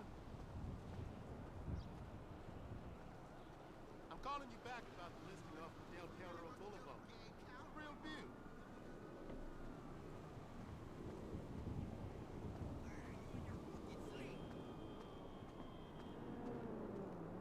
The thing is, people also bring up like, oh, these tattoos, but like, you need to understand. In order, like, he revealed slowly that there were other people on the island. That's how he got the scars. You know, his fundamental scars were from the Deathstroke before Slade. You know.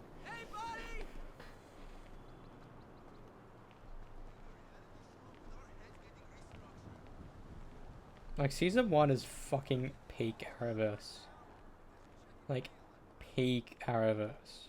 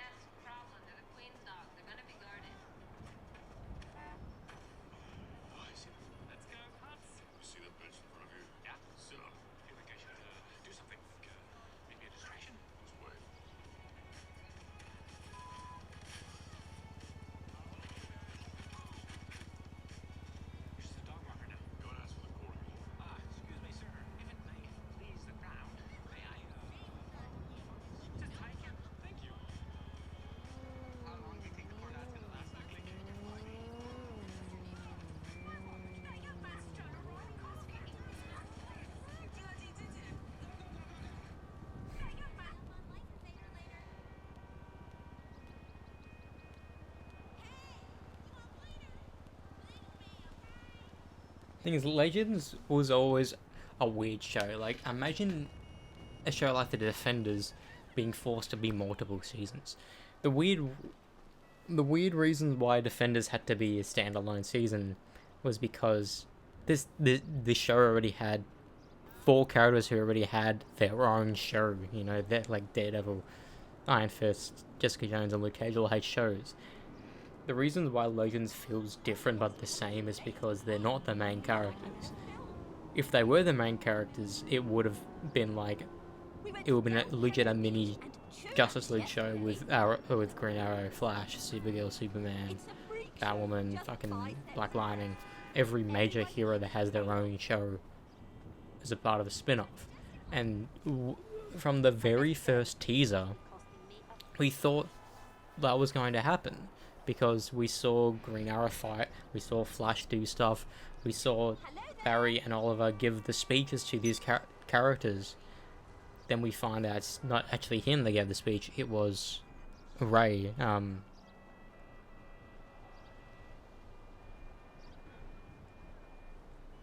Rip. It was Rip Hunter. And like season 2 and 3 of Legends, I think, are undefeated in terms of Legends, because it was the time where like the Arrowverse had a footing and a plan.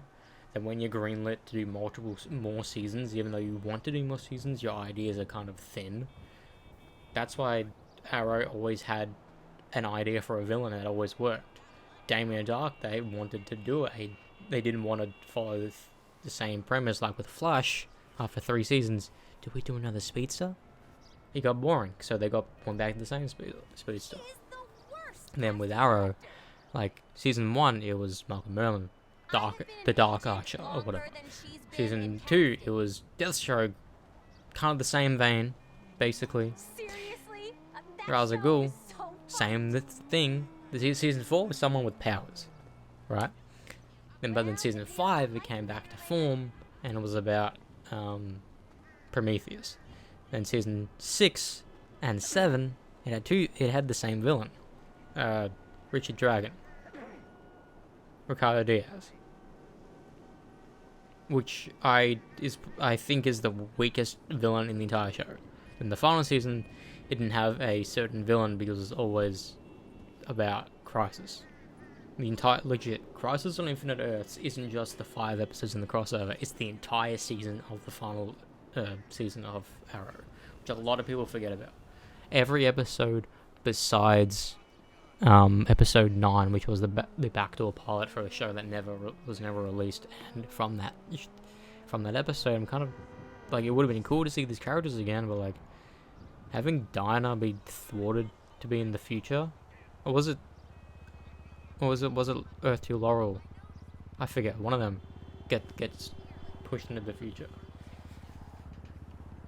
Then Legends was always weird because Damien Dark became lovable on Legends, you know, like. And Vandal Savage. They dealt with Vandal Savage in the crossover of Legends of Yesterday, Legends of Today, then whatever. But then they brought him back to be the main villain. I guess that makes sense because he's basically immortal, so he'll always be there. And he'll always come back. And he's destined to kill the... his vow was like, he will always be there to kill the people. But then Vandal Savage came back as like a kind of a good guy in the prison.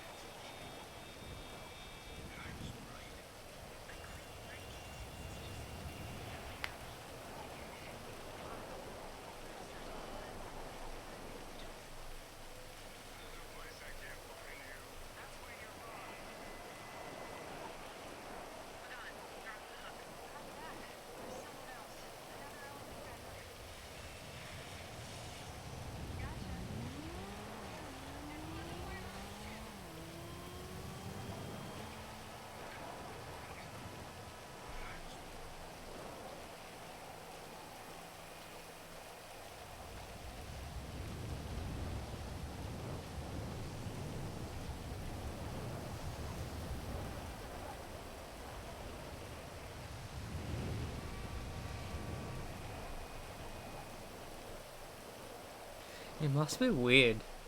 Like, since they can shapeshift, but can they shapeshift to the other sex entirely? Like, is the reproductive organs is there? That's my biggest question, because like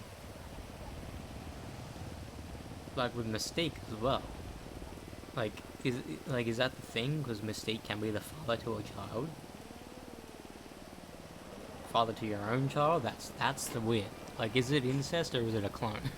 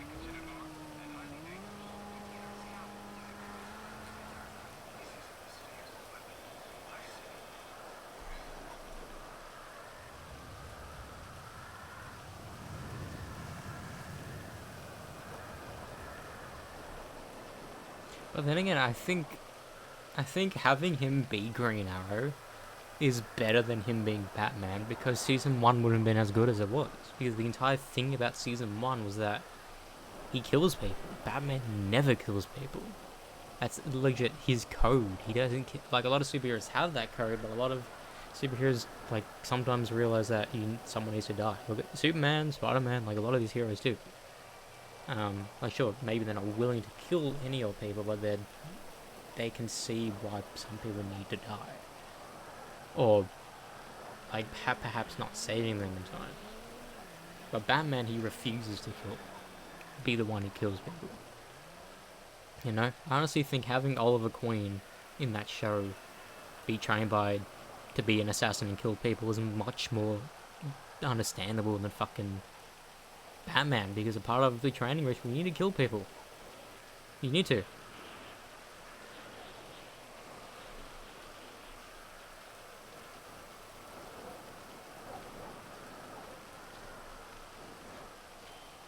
A lot of people say that CW wanted to make a Batman show, but they never had the rights. But like, I don't think that's entirely true, because Smallville happened. Sure, there was never a Bat person on Smallville, but people loved Justin Hartley's version of Oliver Queen, and they were going to make a Green Arrow spin-off.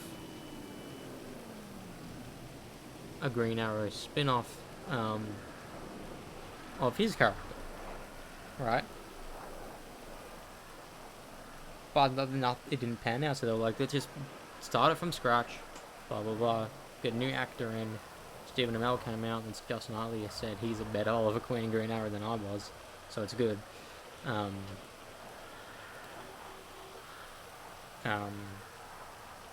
But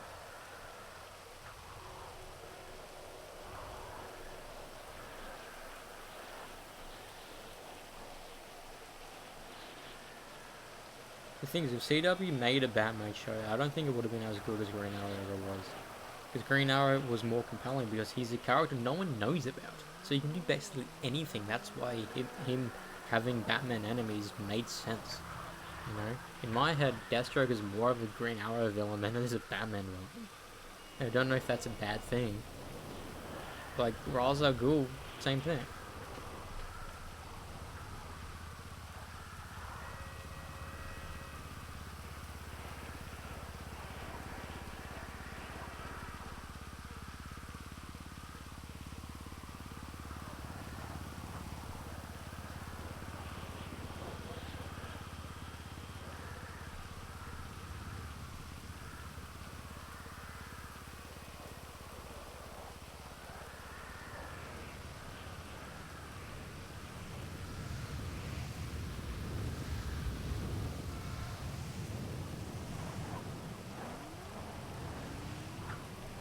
I legitimately love Arrow. It's probably I said House became my favorite show.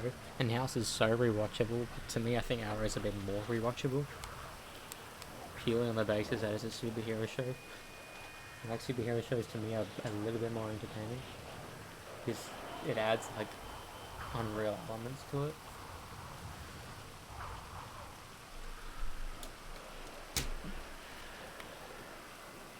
What am I doing here?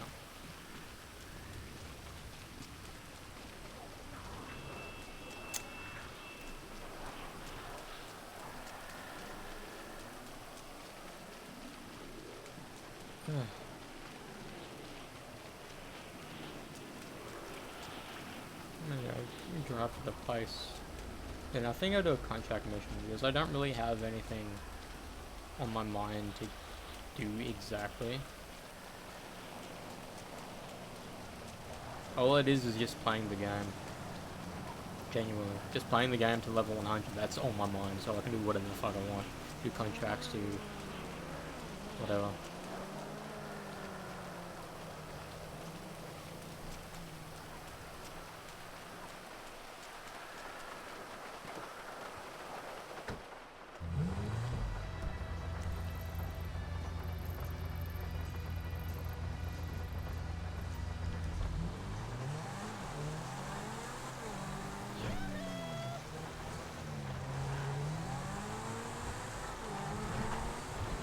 I do wonder if they're going to introduce more elements in GTA 6. I know they wanted snow, but they still did snow. They wanted snow in GTA 4. They had snow in not the Little Bay, the when you went back to the other area. Right? Was it snow there, or am I losing it?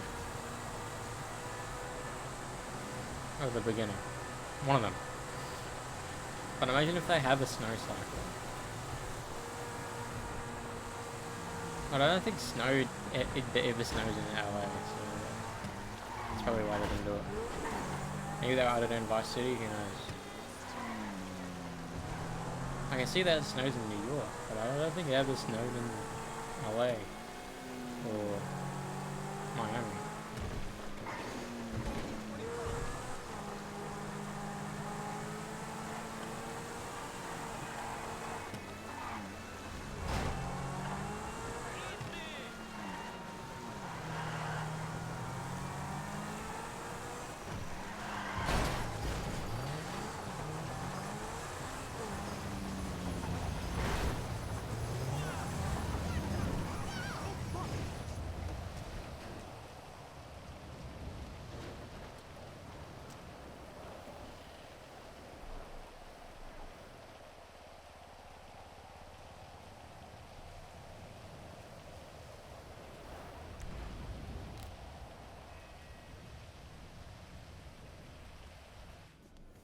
I keep it real.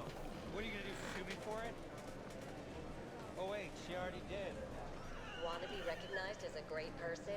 Upgrade to VIP status and gain access to high-limit tables where you can wager in one hand what most people make in a year.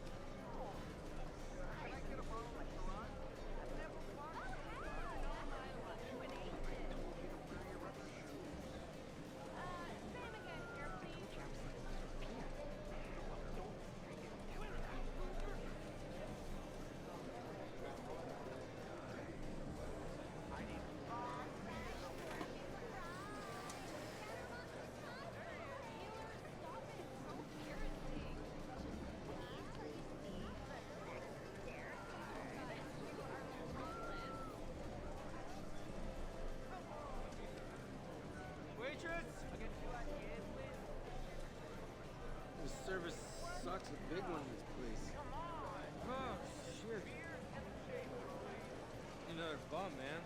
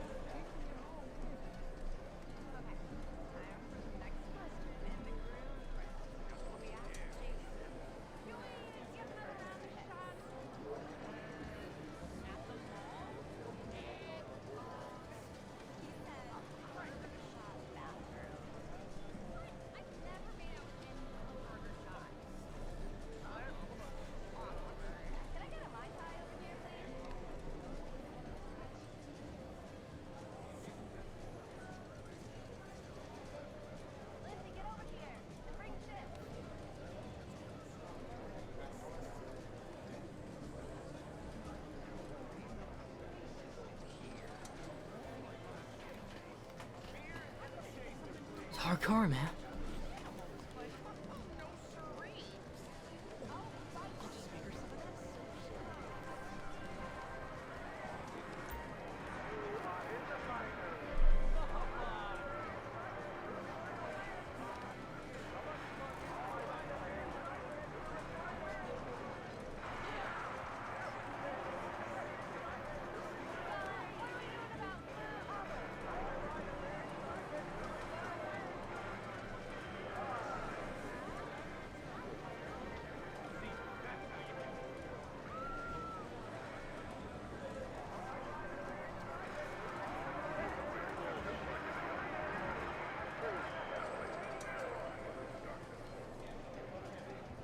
Oh, meaningful.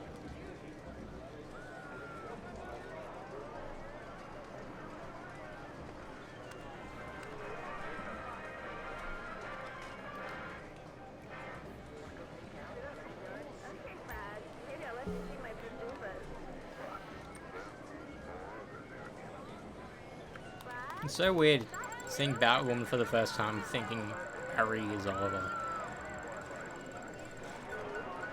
Please be good, please be good. Ah, yeah, baby. Always want the RP. Getting 25,000 would be sick. So, oh, what? I think I just got the highest RP. No, 10,000. The highest one I can get.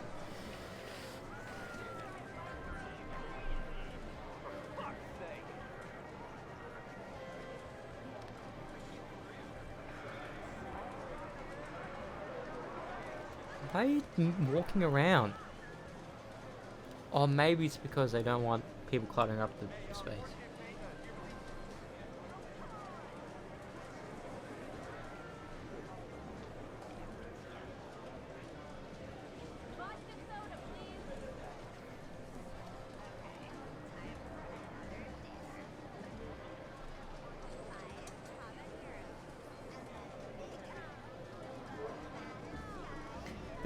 Two reasons. She didn't like shooting the show and she got injured. Like, Ruby Rose would have stayed as Batwoman if she didn't get injured. What's weird is that I liked her as Kate Kane. I liked her being that character. But I just feel like the way they shot that world just annoyed the fuck out of me. Because that Gotham, like, it didn't feel like the Arrowverse, you know. Like, it doesn't help that it was in widescreen, not full screen, but it just didn't feel like the Arrowverse. You know what I mean? Like, and even in the crossovers, it blended between each aspect ratio. But Arrowverse to me is full screen. Like, some shows just work better in full screen. You know, Superman and Lois work better in widescreen.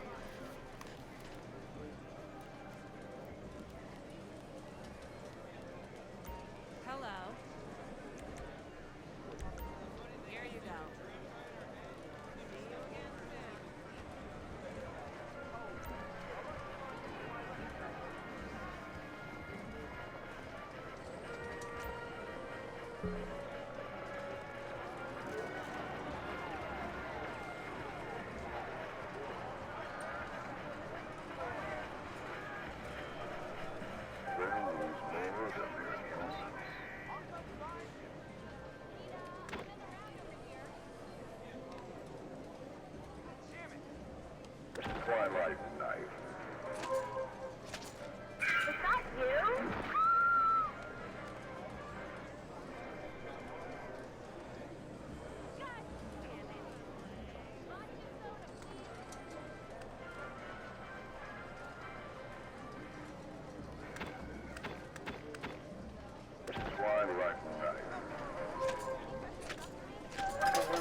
graveyard? Twilight night. Want to look out in the graveyard?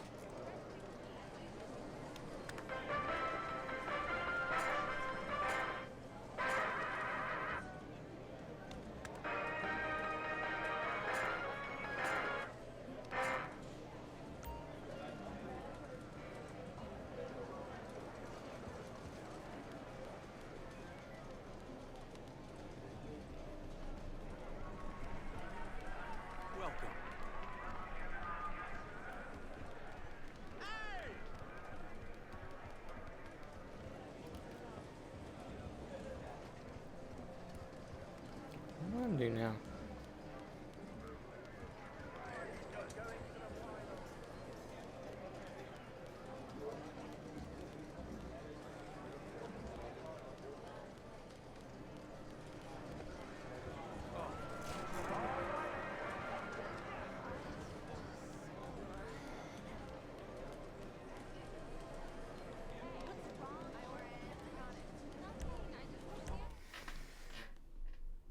Keep calling me, man. Watch where you're walking. Anyone else want to talk shit? I know it's overdue, but what can I do, man? Man, you gonna get your money. Stop calling me.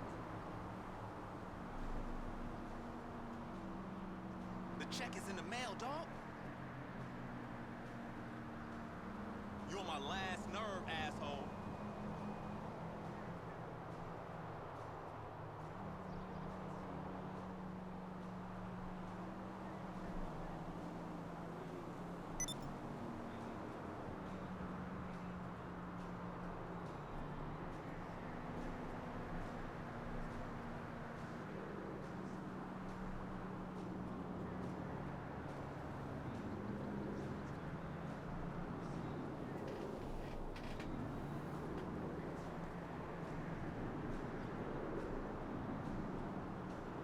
I know.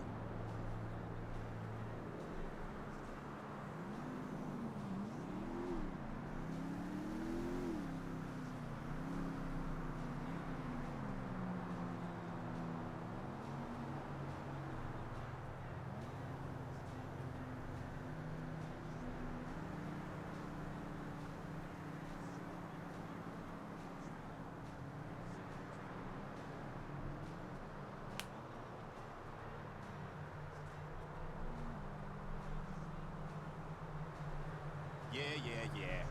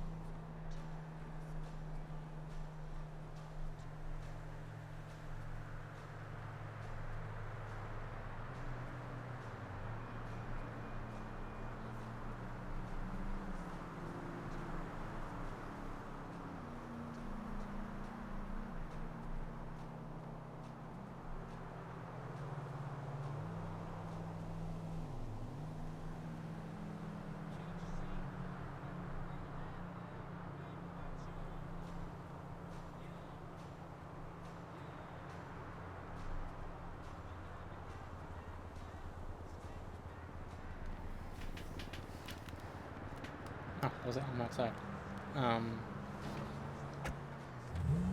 What? Jesus!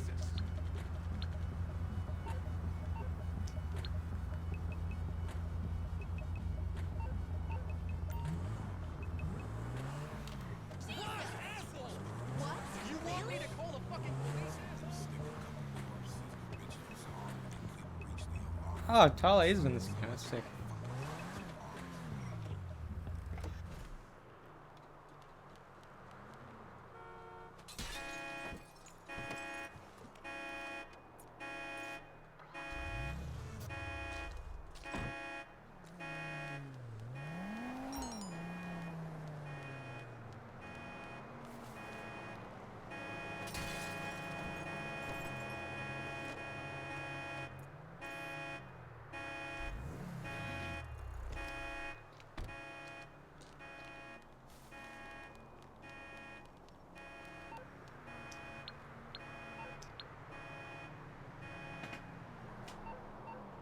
So a good looking car. Is there a good looking car on this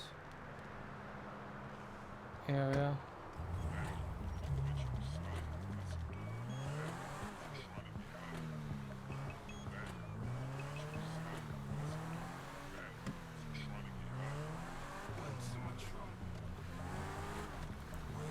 Could this be one?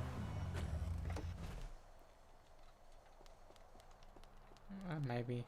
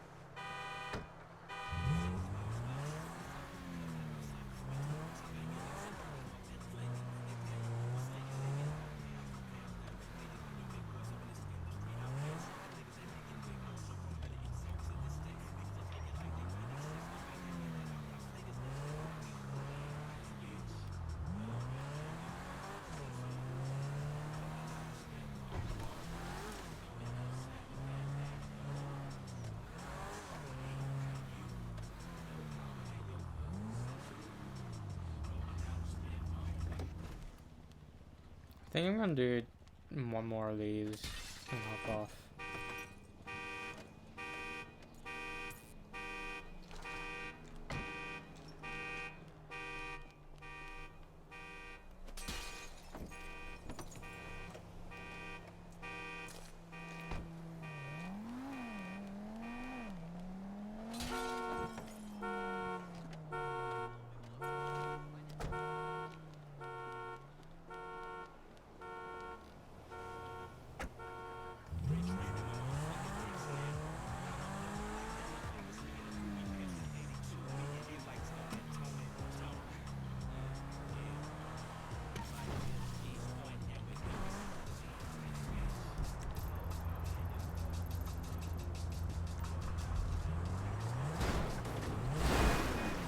We need to. I want to do it sooner rather than later, but I want to get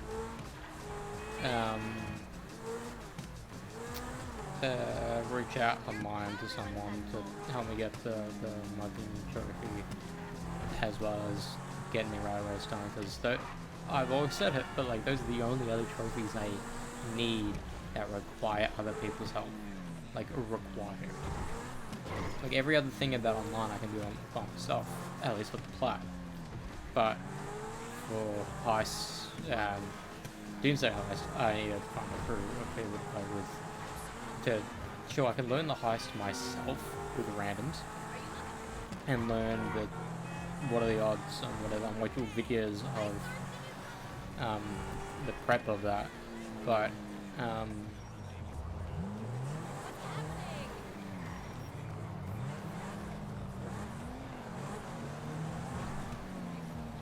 You're insane! You're the cover star of fucking Psych! Oh, no. Damn it. Holy hell!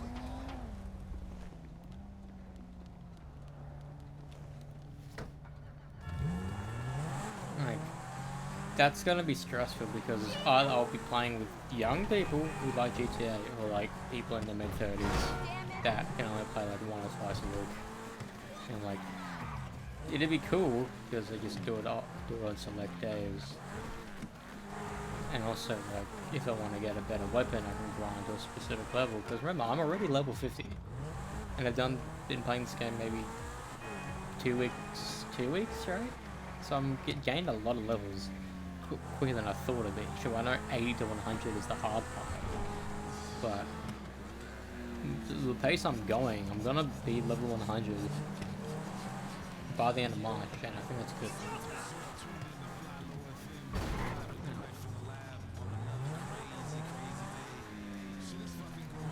No one's here because it's fucking nighttime, mofo.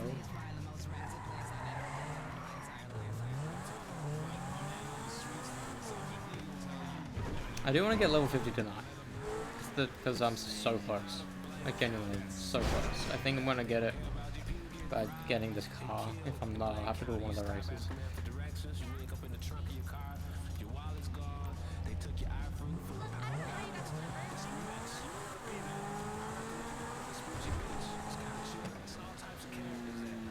Also, like, if I, or when I get a job and later, I'm gonna need to sacrifice, especially playing to 3 AM every night. I'm gonna need to like if I'm watching a show that night, I would be like, Survivor will be done anyway, so it's fine. But like, if there's a show or whatever I want to watch or whatever, I'm gonna need to like essentially sacrifice watching that show to like another day in order to play at night, because I want to still at least start at 8 PM. So 8 PM to 10 PM is doable. It's when a lot of people are still awake on weeknights, and it's when I just don't want to like sacrifice my gaming hobby as a whole, because a lot of people only play an hour or 2 a week. You know, they're like my brother's father-in-law.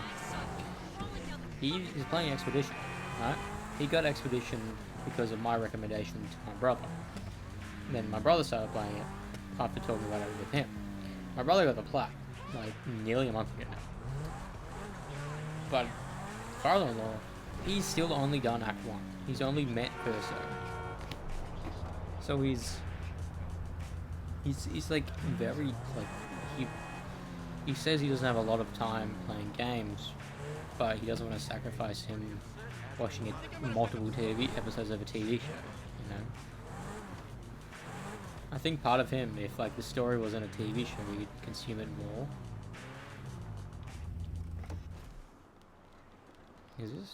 This would be cool.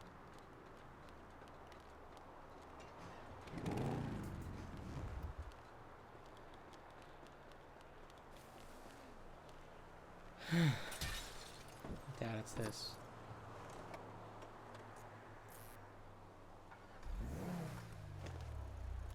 Come on, man.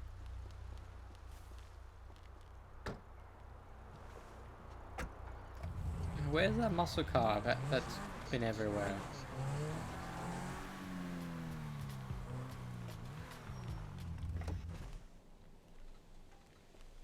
Like, I could just try every single car.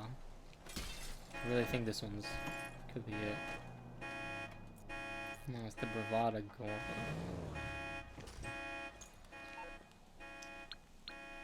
That's what I'm trying to get, the Feltzer. What does the Feltzer look like?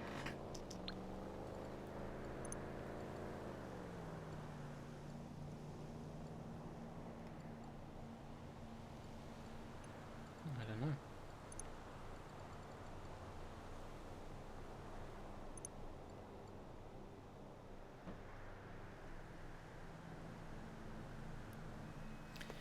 I can't. I don't know. What time is it? 2 AM.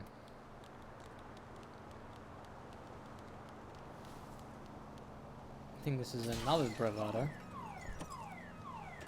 Yeah. I just don't know if it is a Bravado, I just know it's that car.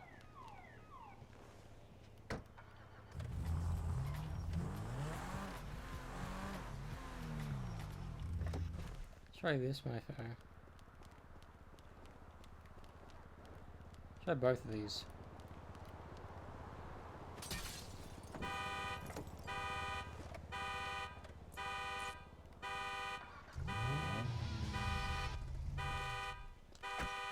What's weird is I know because cops get called on me instantly.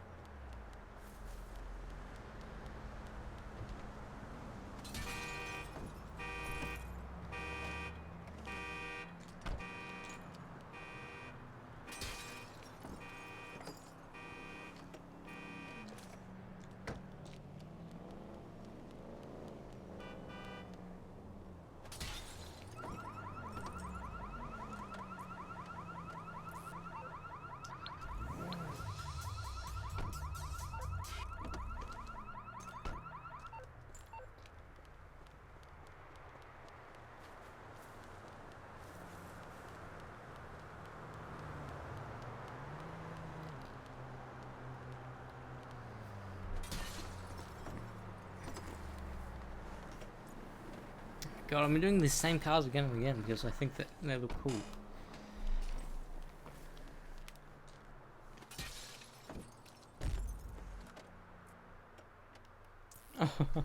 Got a bunch of RP accidentally just stealing cars.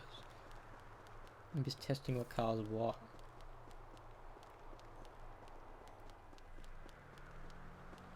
That's how people learn.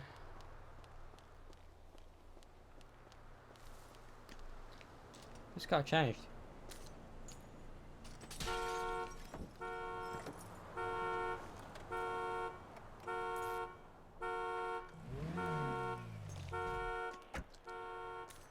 So did this car.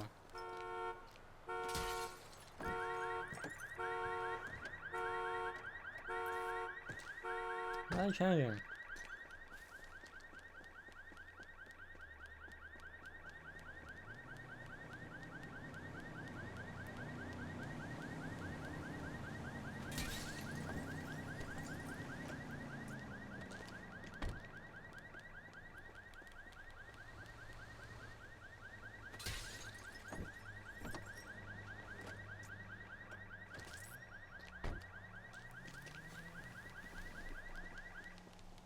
If I was a car enthusiast, I'd fucking know exactly what car it could be.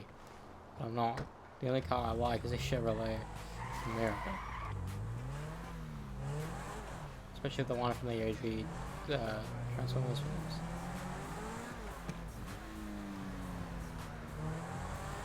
I want a muscle car.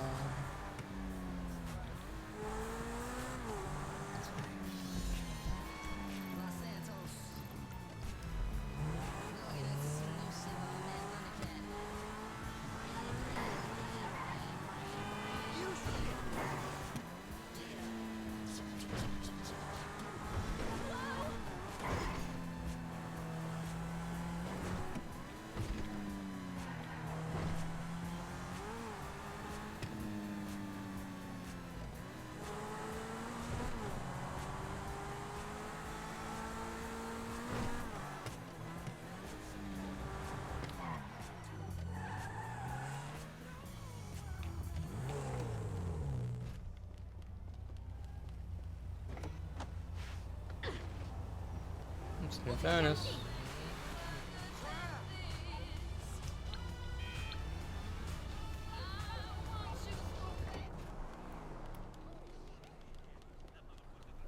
That's an Infernus, sorry if I know.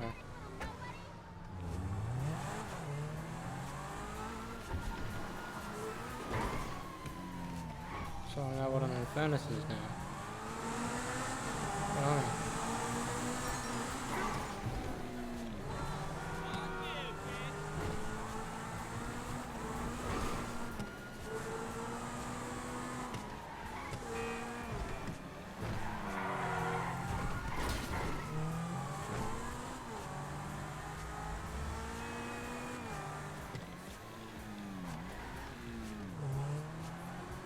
Come on.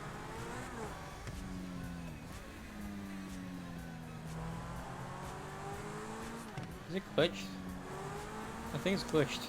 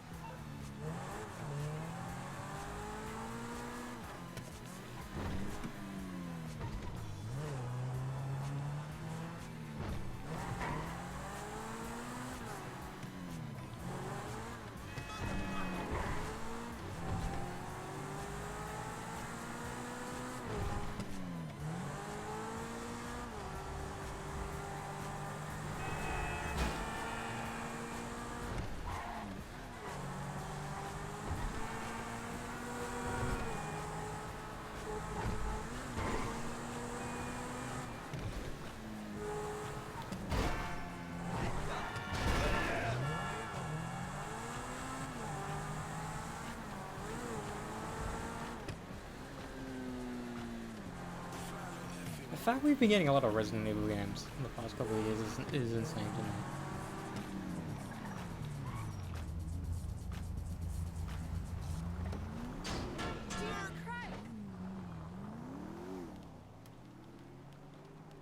Like it's actually pretty insane. Because we got all the Resi 2, 3, and 4 remakes, but also 7 and 8. And 8 was originally going to be Revelations 3. Maybe they will do Revelations 3, then a Resi 10 in a couple years. But I think what they would rather need to do is probably remake 1 and 0. Maybe.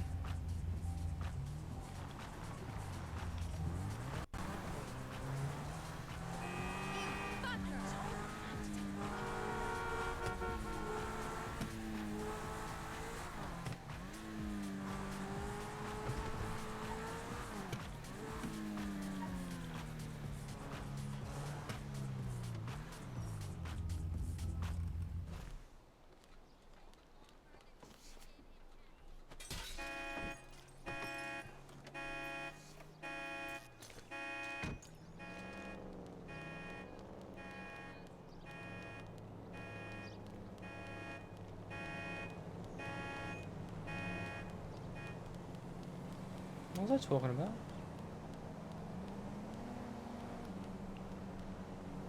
Resi. I want to look up.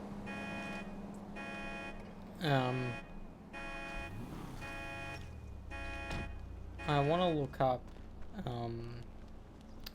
what, the Resi guys' plans are. Because if you look at the trajectory, because Resi 5 and 6 came out early 2010s. They came out a long time ago.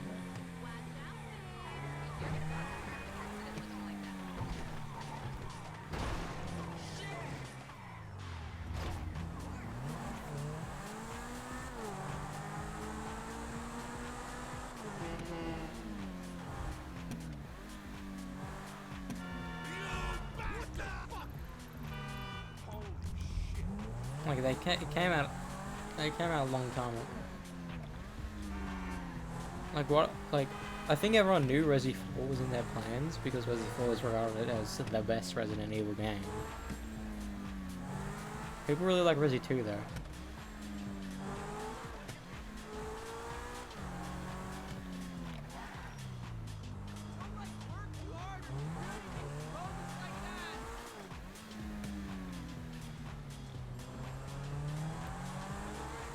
Like people really like Resi 2.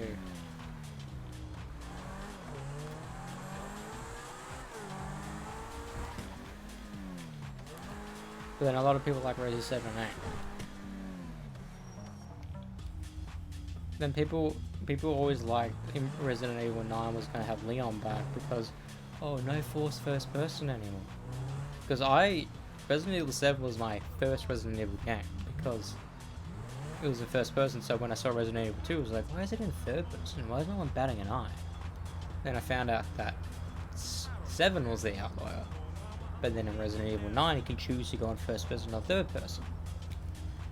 So then everyone has made it that Leon, when you play as Leon, you're in third person, but when you play as Grace, you do it in first person. Because it makes it feel more like the blend of two worlds. Like, the only other game that's done that besides GTA has been Avatar that I know of. So Resident Evil, a horror game. I don't know. Maybe I don't know. I want to play the games. You know, I do. There's just too many. You know, I have Resi 7. No, I have Resi 1, 0, 2, 3, 4, and 8. I have all those games. You know. But like I always thought, like let me play them for YouTube myself.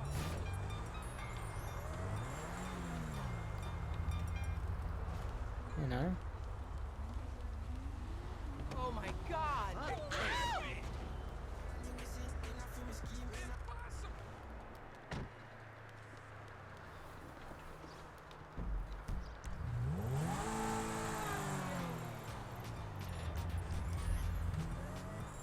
Same thing with the God of Wars, you know? Part of me believes I would have streamed the God of War games already if I didn't have the back of my mind like I want to play them for YouTube.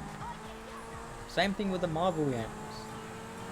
I did Deadpool because I forced myself to make it Platinum 69. And it was fun playing that game for YouTube. It really was. Like, I think I can make good Let's Play videos. It's not probably the best quality and I'm not the best entertainer. Because, like, people know Ethan Nestor. But his Resident Evil playthroughs are not even cracking like 10,000 views. Sure, it's on his other channel or whatever, but it's so weird because when people want to watch someone play a game, they want to watch that person play a game. They don't want to find another creator. You know, there's the reason like I did Spider-Man because I wanted to do it and I wanted to play it. But no one's gonna watch a 2.5 hour video of some random person playing Spider-Man. They would rather watch the person they know. So like, I don't know how to combat that.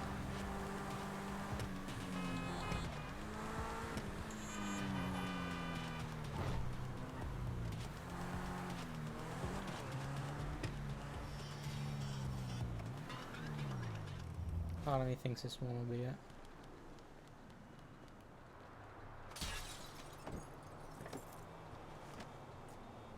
What? That's a Banshee? Fuck me. It's the color should have fucking...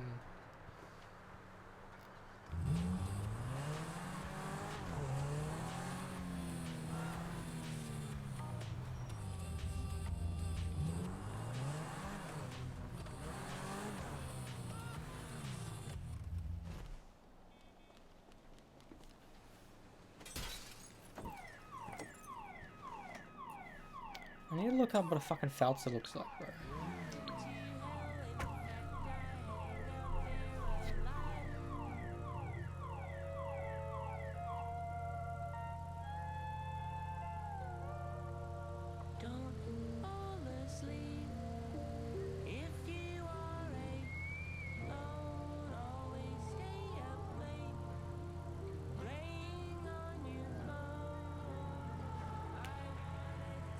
So can't have a common car. Let's look at the Enos.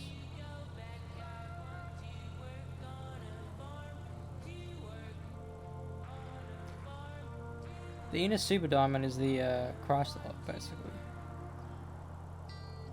Oh, the Roswell, not Chrysler.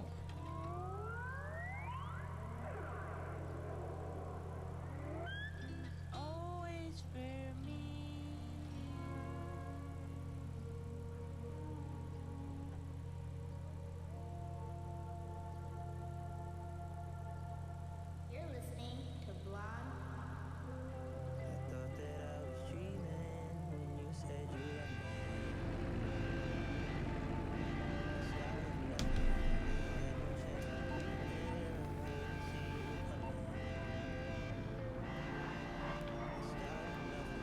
Let's go back to the golf course. Okay. I was wondering if I felt weird. I'm in my car.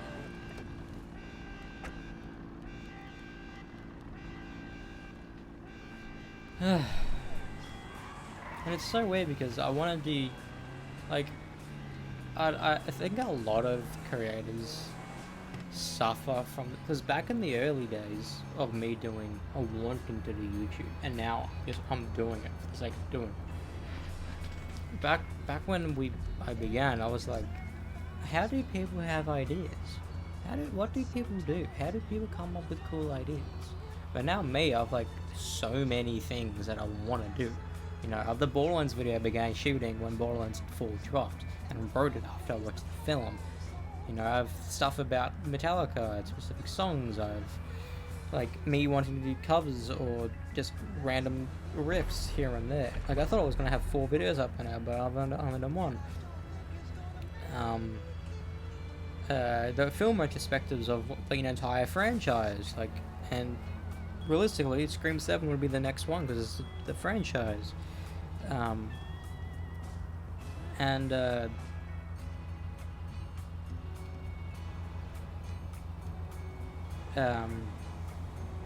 And then the Platinum videos, which would be the ones I wanted to make the most because it's what I do the most is play games. But like, the biggest problem I have is when I start shooting a video, the odds of me editing it immediately is like 50%. Because with the reactions, I can have them up within the next 2 hours. But like, if I know there's no deadline, I won't do it. Look at the Orbiculture stuff. I recorded multiple Orbiculture stuff, especially Neurocollapse, Path of Walk, and now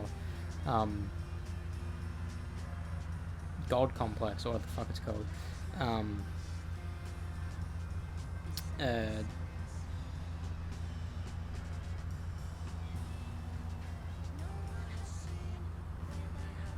But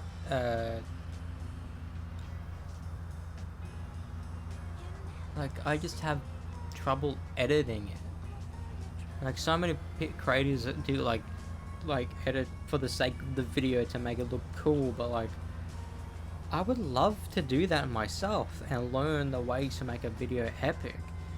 But like I just don't have that passion to do it for videos that have me in it, because I feel I'm not deserving to have that creative output with my face attached to it. And like you can argue go faceless, but like the idea of just dragging clips to make the video have footage, just I don't, one, to me that I would notice people repeating shit again and again and again, and 2, I would find it annoying getting clips online or sourcing them online or recording them myself. Like it's like a lose-lose situation to me. Like with film retrospectives, I don't even have need to have my face in them, or even the fucking talking about a game. But like streaming has like put me in this weird bubble where like it's my only creative output because it's dependent on me playing a game, and I fucking hate that. I hate the fact that I never saw myself as a streamer, but it's the only thing I do for a creative output. Like, I may play guitar for maybe 30 minutes to an hour daily, and maybe write a couple of things here and there, but like, I don't sit down and open GarageBand and like put tracks together to release it. Because since I know for a fact I can't do it, or can't do it yet, I don't bother trying. You know, like, sure, I like finding sounds to make it sound cool, but like, I've no, like, the urge is there, but like, the reasoning isn't. Like, I've had this trouble for years. Like, years now. Like, I still don't understand how the fuck I recorded, edited, and released 45 episodes of Star Wars: The Skywalker Saga for each singular fucking level. Because recording them sure was easy. It was like a 30-minute episodes. But like 45 episodes, 30 minutes each, at least an hour and a half of editing plus making the thumbnail. How the fuck did I pump that out within a month and a bit? How did I do that? And on top of that, I was doing that at uni. I was editing them on the way to uni. And like, I guess a lot of people have that struggle, but like, they don't want to work in their safe space. And like, since everything in this house is my safe space, I can't do it. You know, and like, if you're like a smosh or whatever, you can have the other person edit the video. You know, if you don't want to edit a specific video you wrote, you know, then like, I found out that PewDiePie himself nowadays watches his videos and the edits that he sends to other people to see if it's good enough. I'm like, I would always say it's not good enough because it has me in the video. And I don't want it to be like that. I want to be a creator, but I don't deserve, my body and my brain doesn't allow me to be the one to be the creator. I have to be the helper of the creator in my head. And I don't know why I feel like this, but music is so different to me. Like, I will play guitar 9 times out of 10. Like, if I'm bored, I'd rather pull out my phone, watch YouTube, or pick up my guitar and play a couple of riffs, whether it's a song I'm learning, or a song I really like, or just dicking around playing whatever, or getting my stamina back up. But every now and again, I pick up the I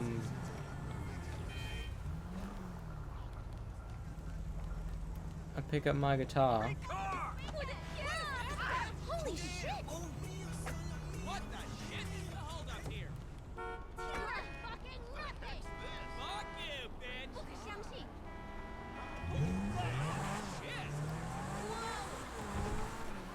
Like,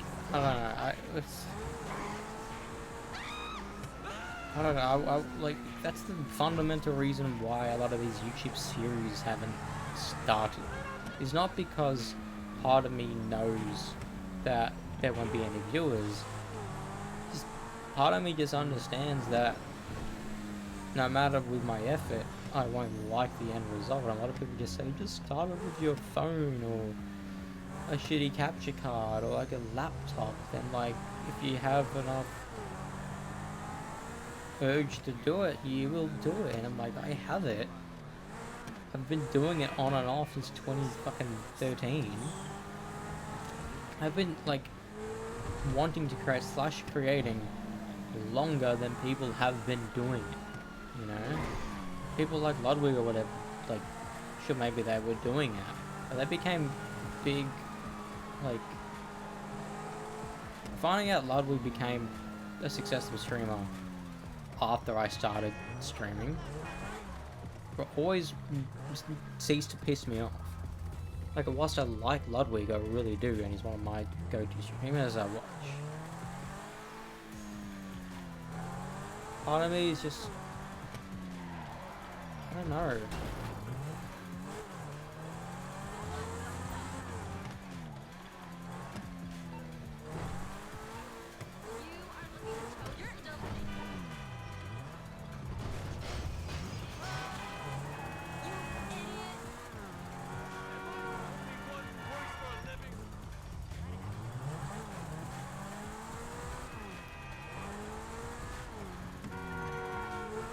having trouble for this one.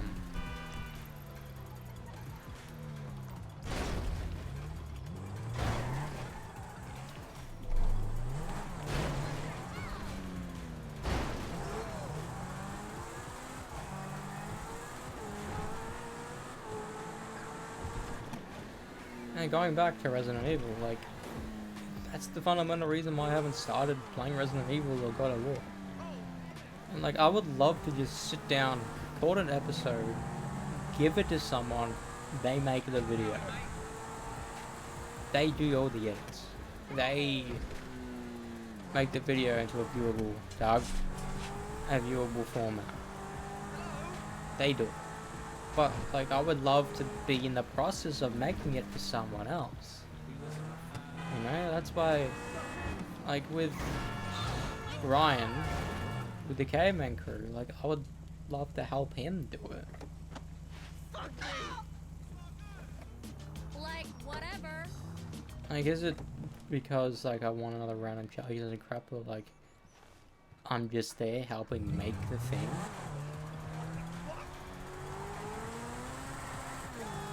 I really don't know. I really don't know. What are you doing?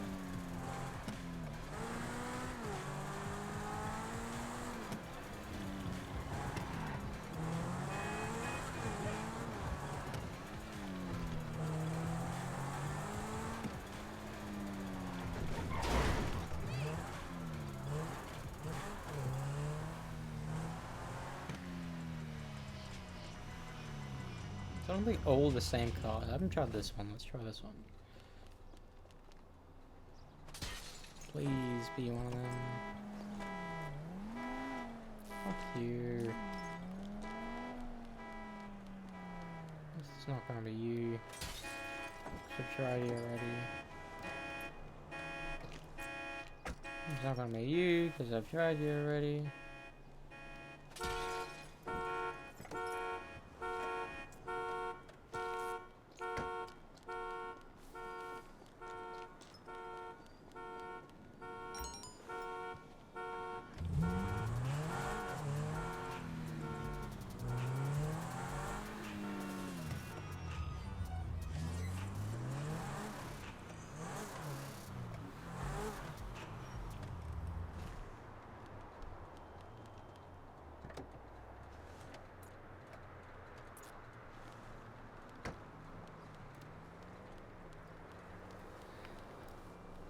I need to go back to the fucking...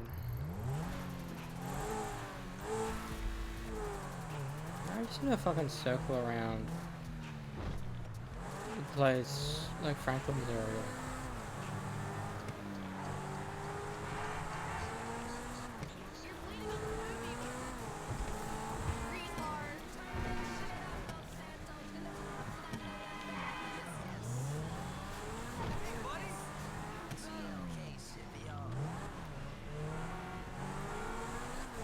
I'm just looking for a Rolls Royce type looking car. Okay, I need to know what this one is.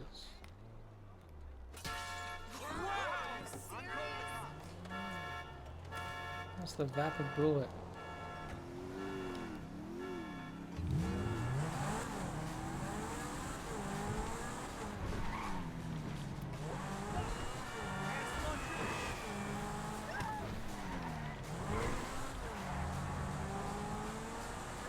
It's so weird, I'm seeing the exact same cars again and again and again, and none of the...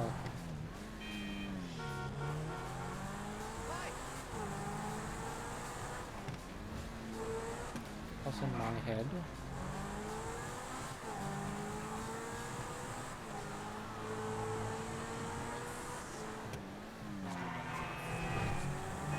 And what's weird is that part of me knows if I put in the effort, there'd be some game, not a lot, but some game.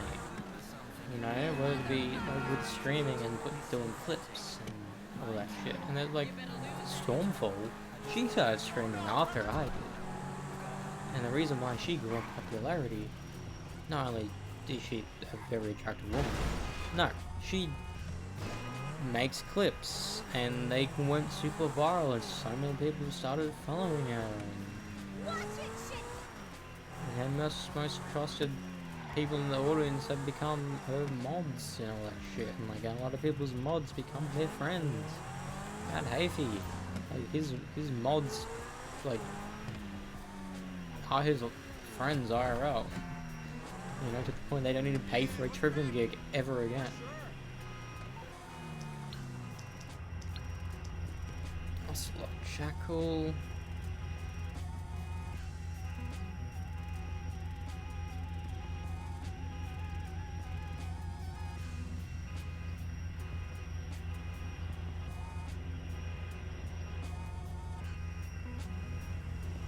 That's just a simple looking car.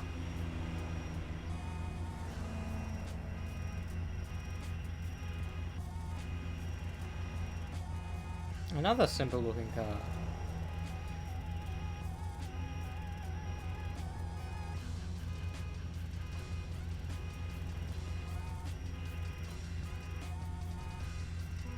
And a family van. Oh my god.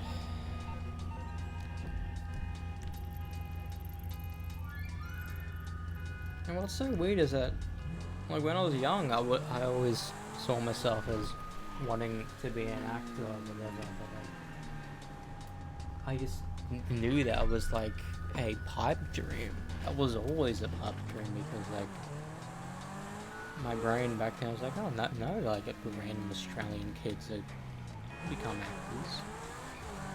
And that was before me knowing that a lot of people who are A-listers are Australians, especially nowadays.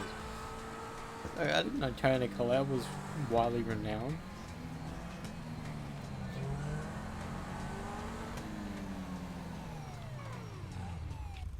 I think this could be one of the ocelots. Oh, shit! Ah! Yeah.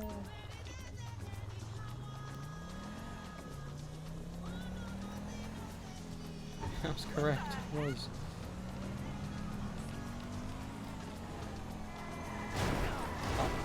Fuck me.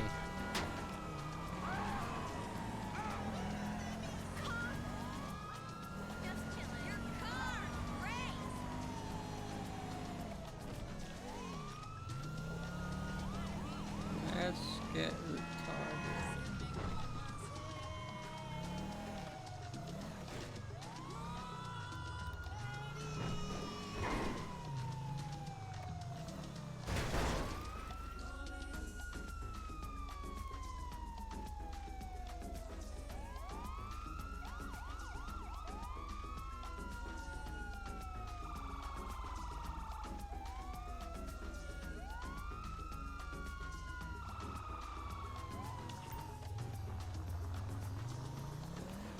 I should be able to get my gold.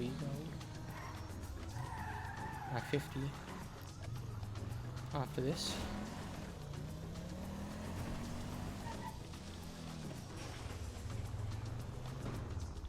What miracle did you want me to perform? Oh, I need to pay the cash to get it. Better than when she came in, that's for sure.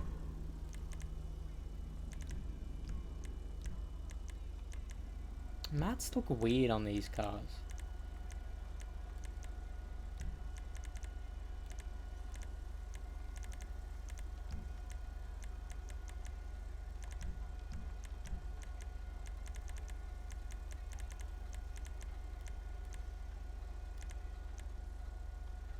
What's going on?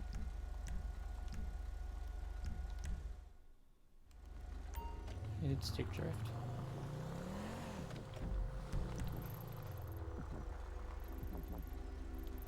This will be the final thing I do, because it gives me that level 50. And I think level 50 gives me a tracker. I know I'm stuck with doing the dailies and the wheel spin. But it becomes routine to me. I just know that works. You know, sure, I can fucking play all the levels and a lot of the contracts, but I found out there's 500 contracts in the online. Because no, I'm not saying that's a lot because it's a lot. I'm saying it's a lot because it's 10 plus years worth of DLC content. And since I'm like a completionist, my brain's like, let's try to do all the contracts, but then finding out there's that many, my brain's like, I don't wanna. Like, I really don't wanna. You know, sure, I do want to get to a point where I'm making millions a night, so I don't need to worry about.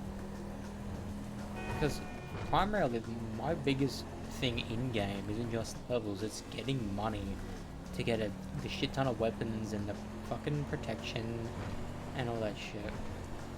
When it comes to the heist, I have a full arsenal because, like, with the campaign, you get all the weapons for free. You really do. Like, you don't really need to buy anything.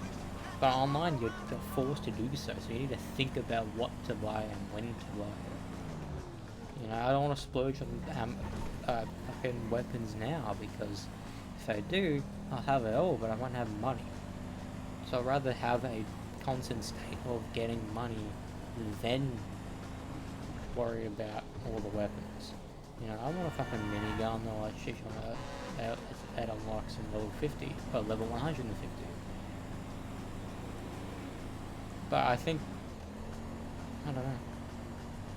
And a lot of these weapons you can just find on the ground, like you see weapon unlocked and not weapon picked up. It's two different things. Because weapon unlocked means you keep it. Like with the grenade, I never bought the grenade or the tear gas and the Molotov. I never bought it. Now it's just a part of my thing. Now I just buy more and more and more.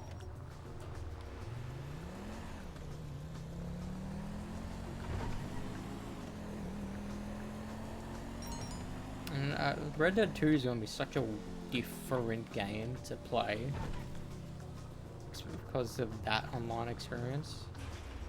Good find, man.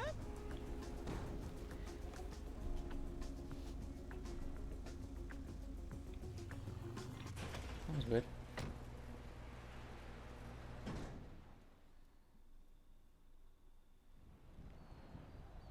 Oh, fuck, really?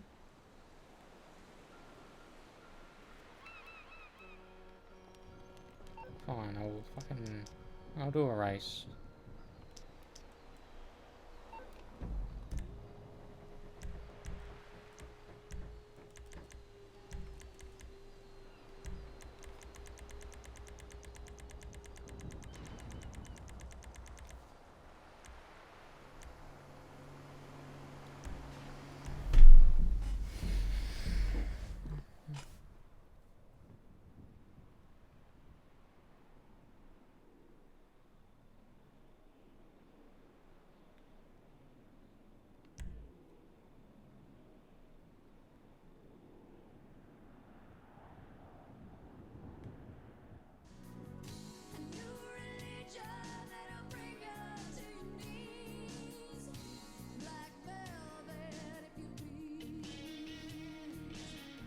I just want to get to level 50. That's all I want, bro.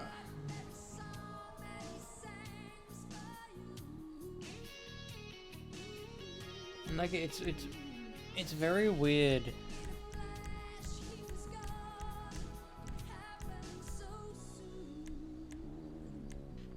It's very weird realizing that not a lot of people in this world have a creative want. A lot of them are just happy to like work, pay for their weekly drinks or whatever, or go to the concerts or the movies or whatever. But like it's like part of me wants to be like that, but I just know that not fame, but like being on a level where I can have the creative output, not worrying about finance is insane.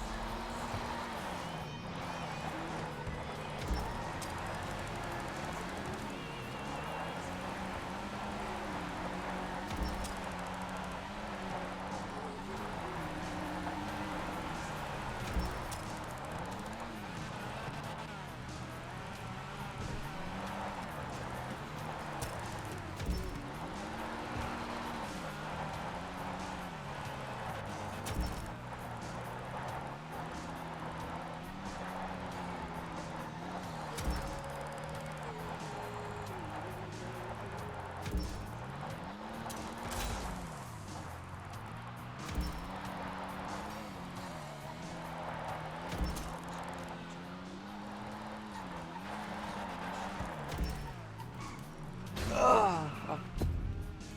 Really? All that bonus gone? Fuck you.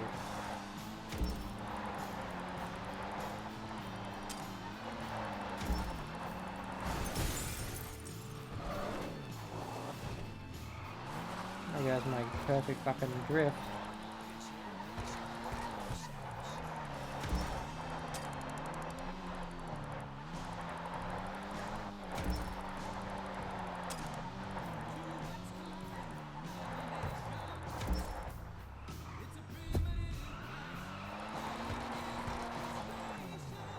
Fundamentally, I don't like this type of this mode. I prefer the stunts because there's, oh, if you're in first, you're first.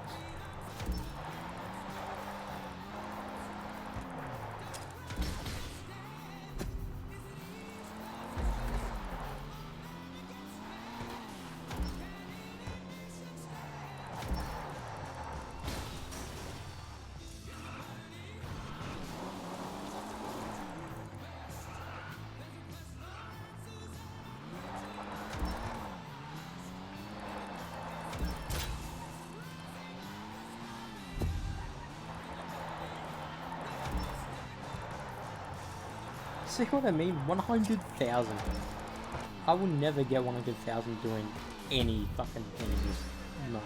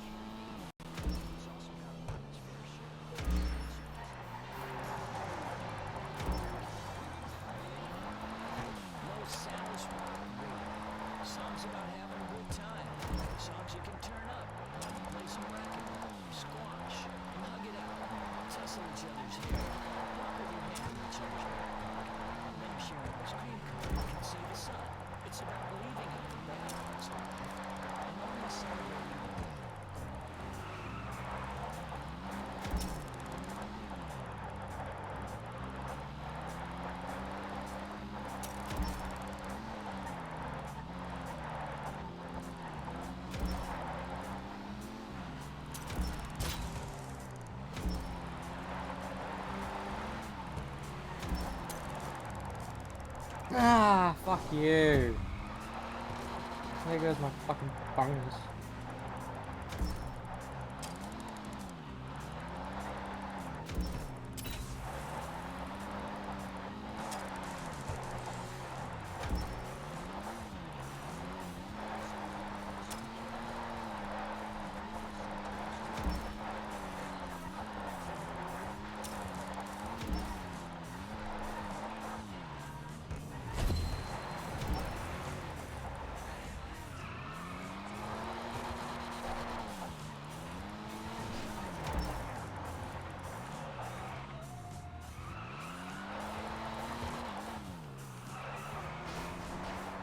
I don't fucking like drifting.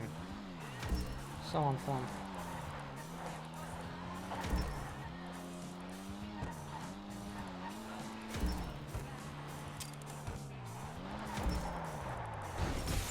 Like shit like that.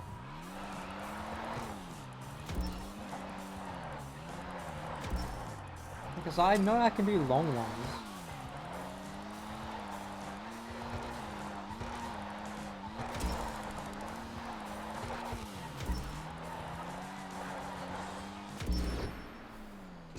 Hey, that sucked, bro. That really sucked.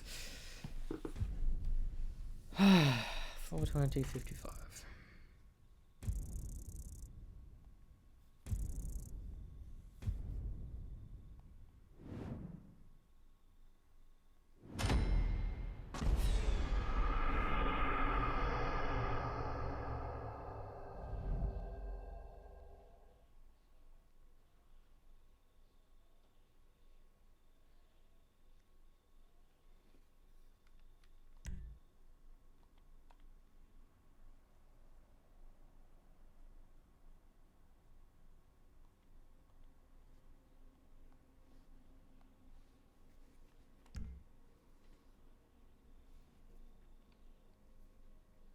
Generally, that thinking it sucked.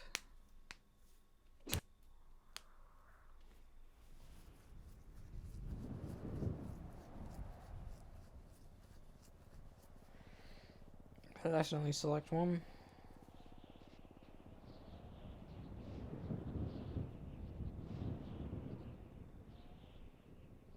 I think it's most critical.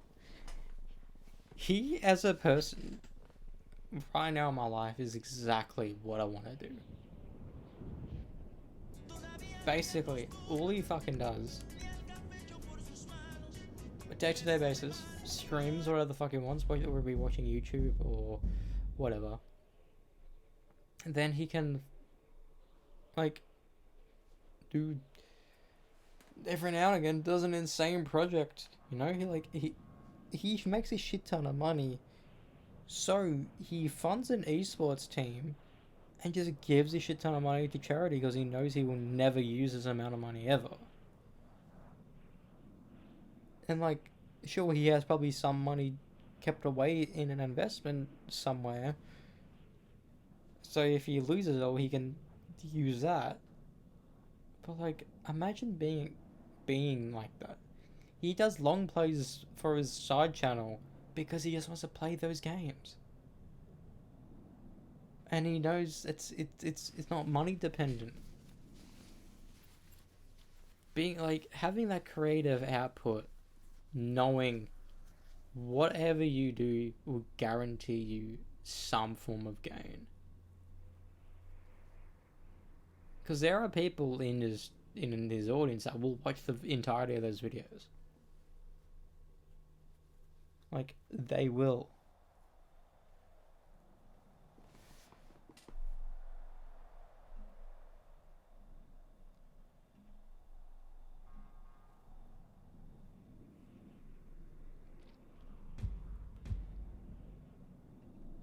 Wrong fucking thing.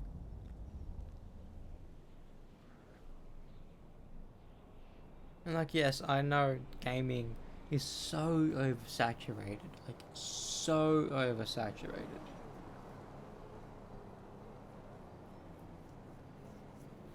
But it's... I can't help but be disappointed. Be like, I thought it was oversaturated fucking 10 plus years ago. Now it's even worse. You know? Like, if I had the means to do so when I was younger, I imagine, like, me wanting to do YouTube playing Deadpool when I first got it. The only reason why I probably didn't back then was because, one, I didn't have a computer, and two, I didn't have an Elgato. And guess what? I have both, and I don't do what I've been wanting to do for basically half my life now. And that's not to justify me like hating the fact I'm not doing it. It's just the fact that it's like, it's pre-imposter syndrome. I've had this for a long time, whether it be regards to music or whatever. It's just, or I don't know if it's an answer to like when I started showcasing my guitar ability at school. People were in awe at the beginning, then began just felt like I was showing off, and like that's the biggest. Like it's, you can argue that it's like tall poppy syndrome, whatever. You can argue it's that, but like I just have that innate fear in me, and I hate it.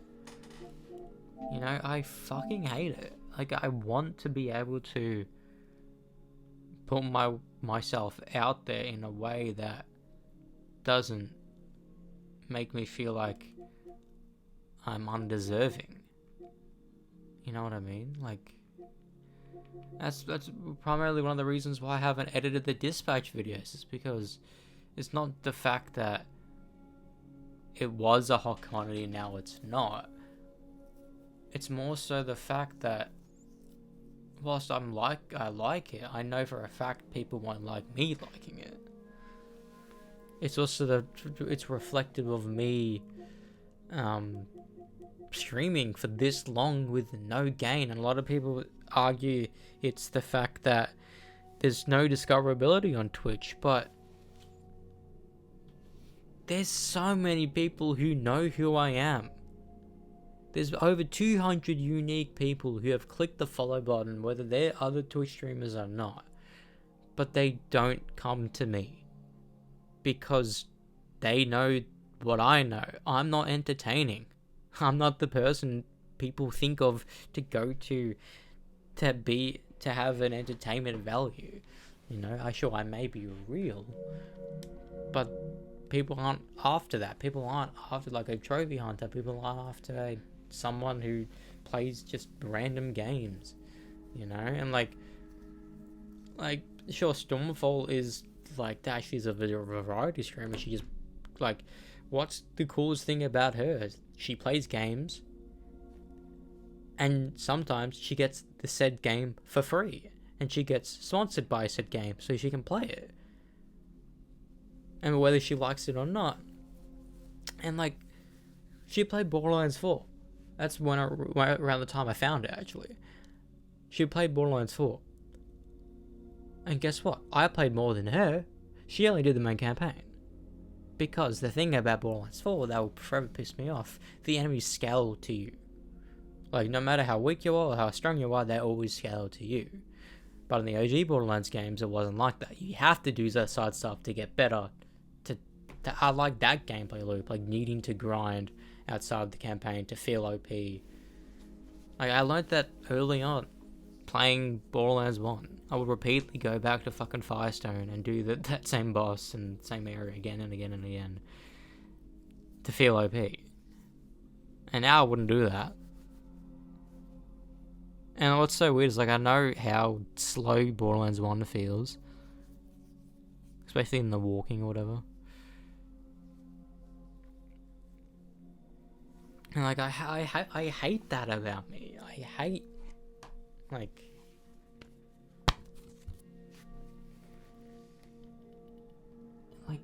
not it's not the fact that I'm in such a niche to the point that it doesn't even have like viewability, because there's like platinum YouTubers that go after platinums and do videos off it that do well, but a lot of their audience aren't really people who want to plat the game. They're people who like the game or like the creator. You know, there's a person right when I was playing Cyberpunk, he uploaded this Cyberpunk Platinum journey, and that video was like 2.5 hours long, and it began with him going into his car. And sure, I'm certain that video would have been insane, because that would have taken months, not only to shoot it, but to put the clips together, to edit it and whatever. But me, since I know, like, it's a high risk, high reward situation, but like now it's high risk, no reward. You know, so it's like it cancels each other out. They're like, oh, if I don't risk it, there'll be no reward, so it's gonna be the same ending. And like, I'm not chasing reward, I'm chasing viewability. But like, at the beginning when I started streaming and doing the Lego stuff, I really thought after every VOD or every now and again I do like a compilation video of like best moments.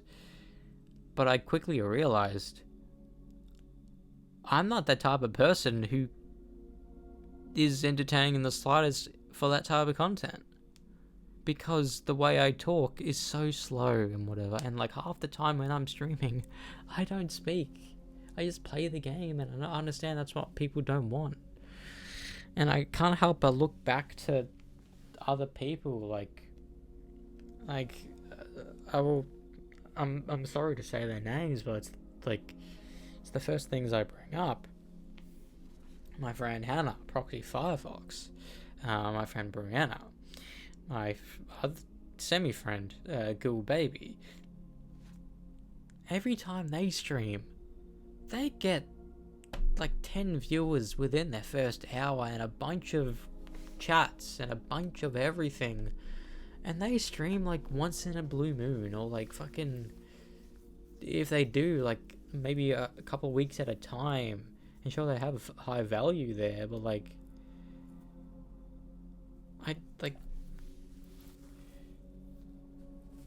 I'm such like, what the fuck? This is like, my hair's been weird. I'm such a like in a weird state where like, I love helping people.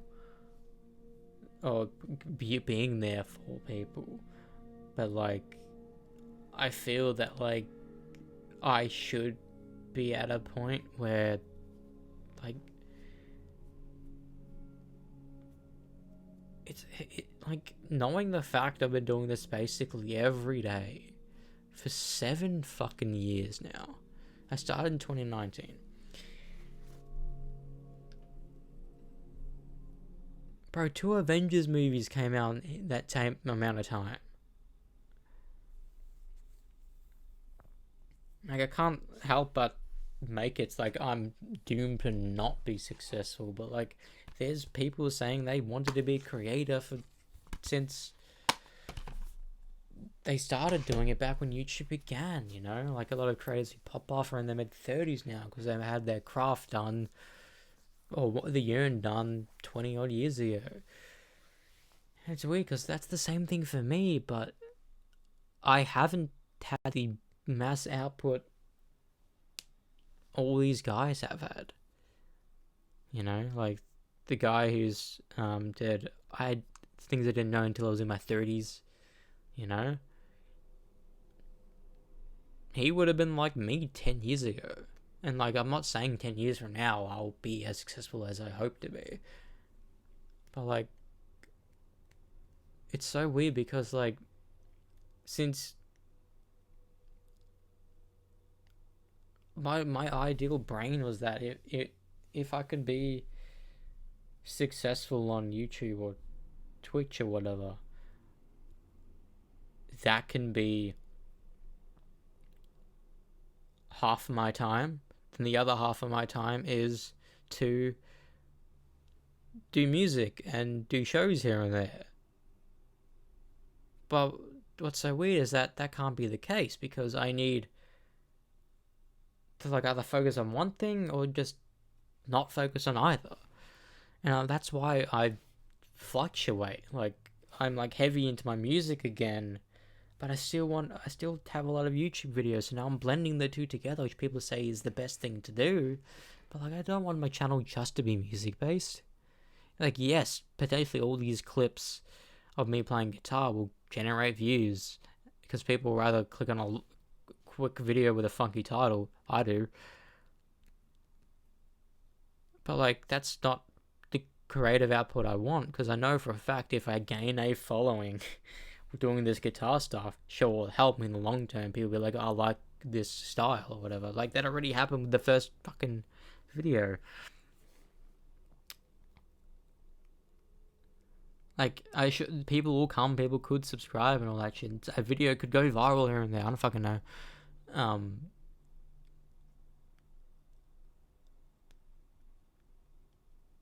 but like I don't want to just have my focus to be on guitar vids. I want to do video game stuff. I want to do movie stuff. But it's like doing everything I like in a creative output, but knowing that a lot of people don't like the same things. You know, like there's people out there that will like the exact same things I like, but it's like the vast majority of people on YouTube don't like metal, and that's my music. The vast majority of people on YouTube don't like fucking Let's Plays or platinuming games, and that's who I am. And the vast majority of people may like movies, but not like the specific genres I like.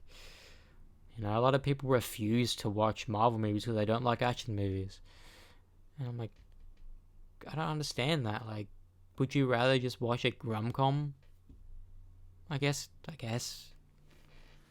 And you can argue that action movies are more like pop music than anything, but like that's a lie. I reckon action films are more adjacent to like a rock genre, then pop is more rom-com-y.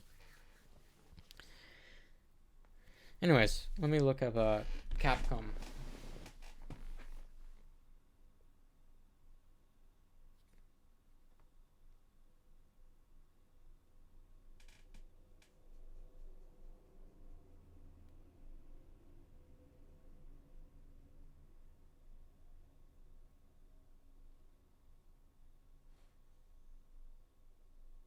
Capcom did Monster Hunter?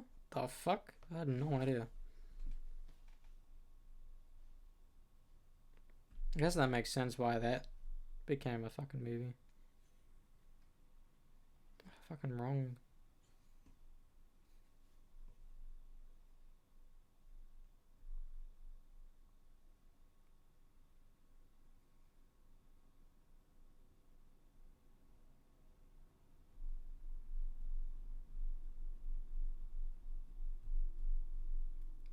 I hate when the Wi-Fi registers there but just doesn't use it.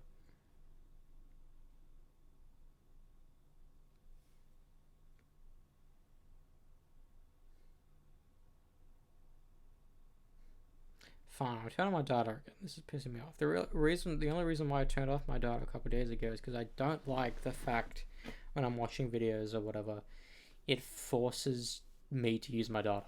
Like, I fucking hate it. Like, the Wi-Fi doesn't drop out, it just is not connected all of a sudden. It's bullshit.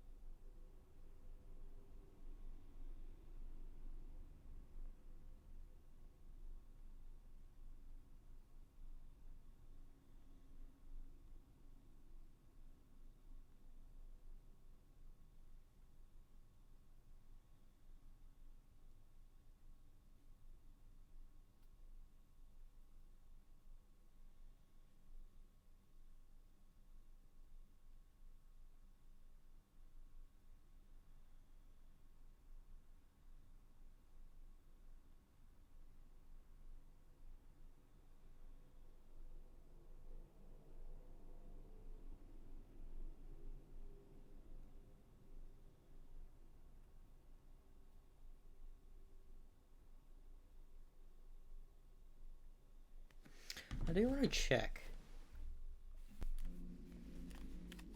I always pick up the wrong controller.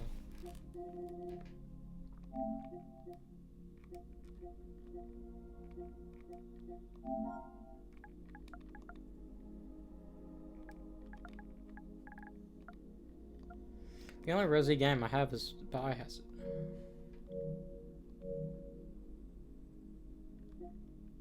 Is it PS Plus games? Yeah. No. Probably the next couple of days.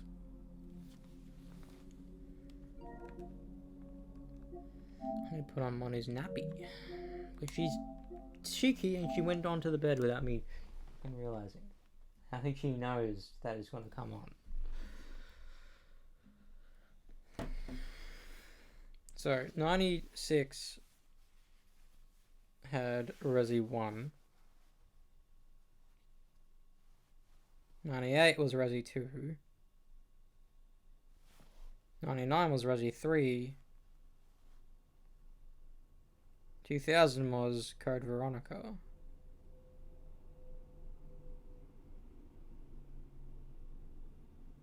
And 2002 was a different... maybe it was a remake of Resident Evil 1. Then Resident Evil 0 came out the same year. Resident Evil Outbreak in 04. Resi 4 came out in 2005. So it's been 20 years now since Resi 4 came out. It's weird to think about. Oh, 21 now. And then Outbreak 2. Then Resi 5 was 2009. A lot of people didn't like that one. Revelation, damn, 3 years. Revelations of 2012. Then Resi 6. Resi 6 was 2012 as well. Then Resi 2 Revelations was 2015.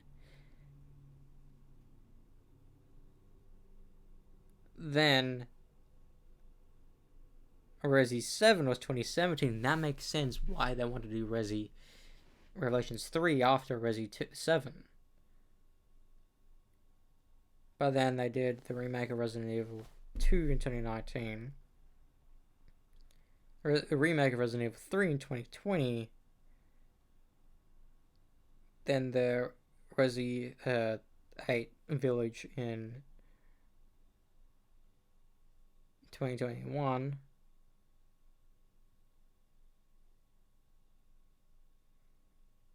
And then 2023 was Resident Evil 4. Really? It's been fucking 3 years since Resi 4 remake? Fuck. Really?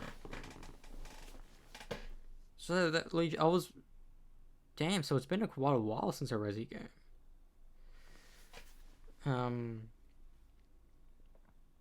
Resident Evil upcoming games.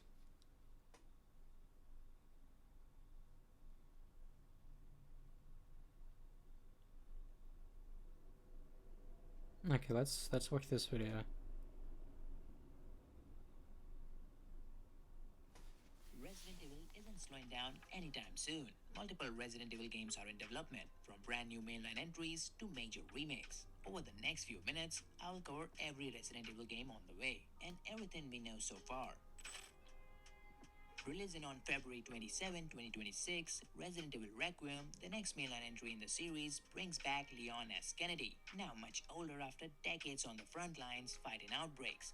This time he crosses paths with Grace Ashcroft, an FBI analyst investigating a case at the Wrenwood Hotel, the same location tied to her mother Alyssa Ashcroft's mysterious death, a name longtime fans will recognize from the Outbreak games. What begins as a routine investigation doesn't stay that way for long. And when situation collapses, Leon is sent in to take control. Leon is built for moments like this, while Grace is experiencing it for the first time. That difference carries directly into gameplay. Leon's section will be more action-packed, while Grace's side leans heavily into horror and survival, with fewer resources and constant pressure as she works to uncover the truth. With Leon returning along... Yeah, so that's what I thought. Because there's a blend with like OG Resi, then new style Resi. A brand new protagonist, Requiem is shaping up to be one of the most anticipated Resident Evil games in years.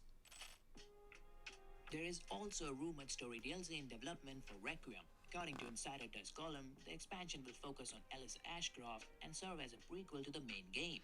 Apparently you can play as Claire, so I don't understand what that's about in this game.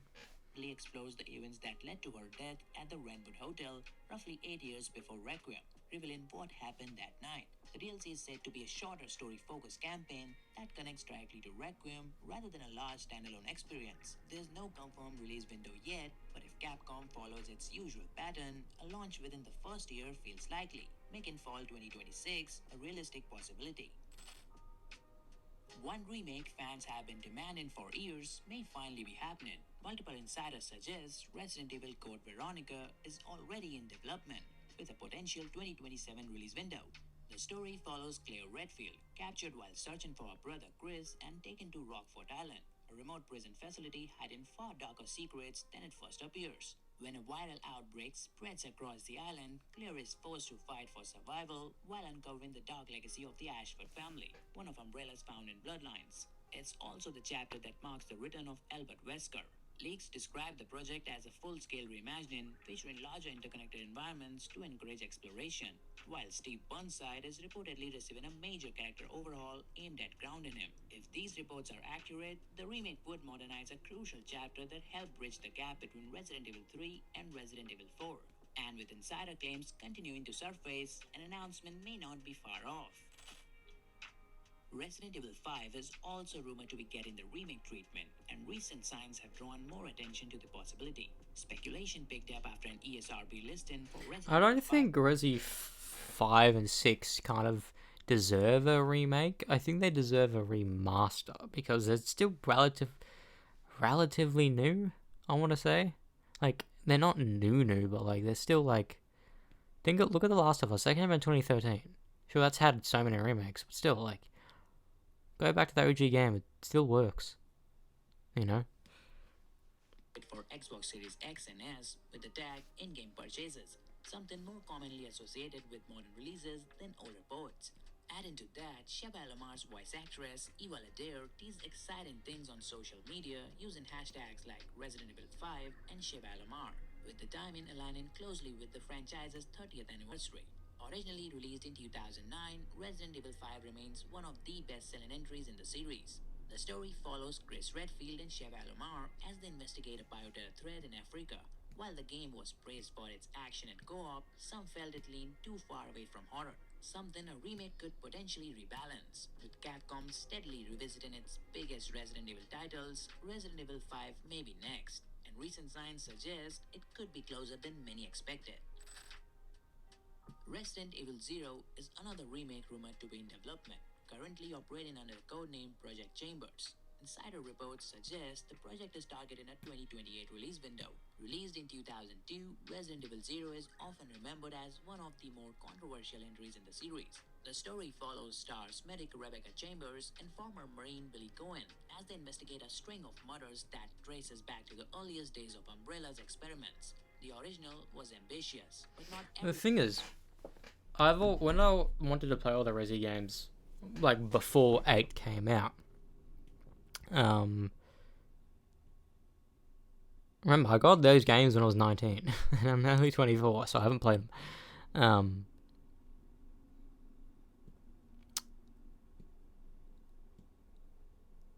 Like, since I know Revelations 1 and 2, my brain's like, should I play in release order? Should I make it so the trophy list looks cool with having Resi Revelations and 2 back to back?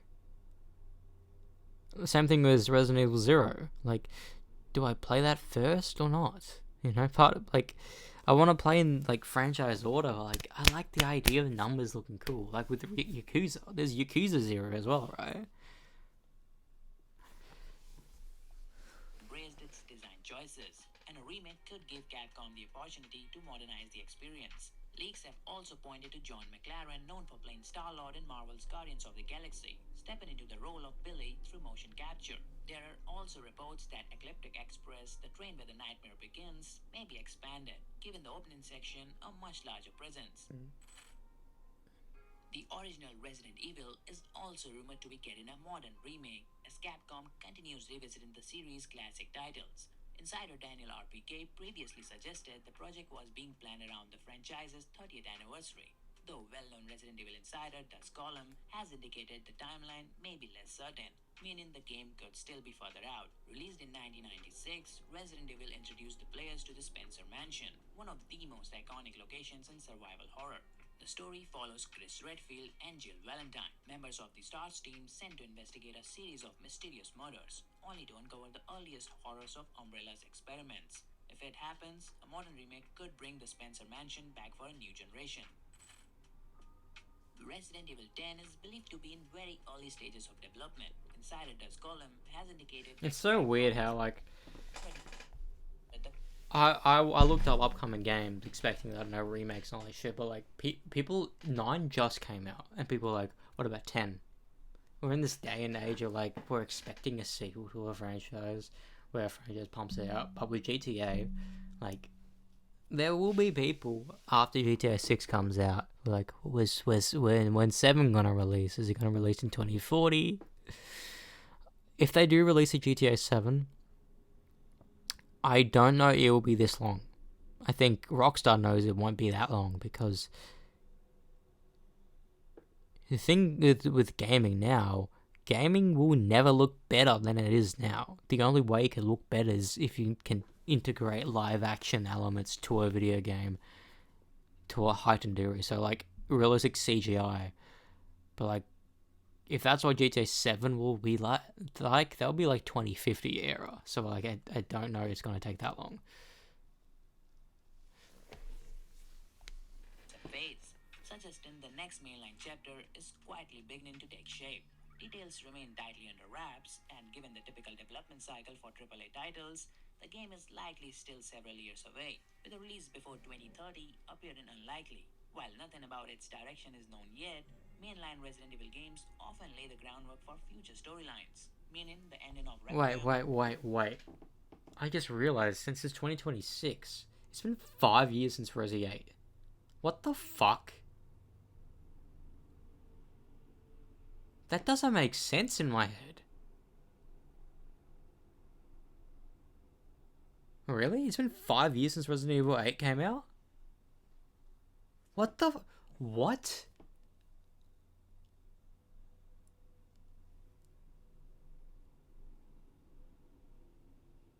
My brain still believes that's new.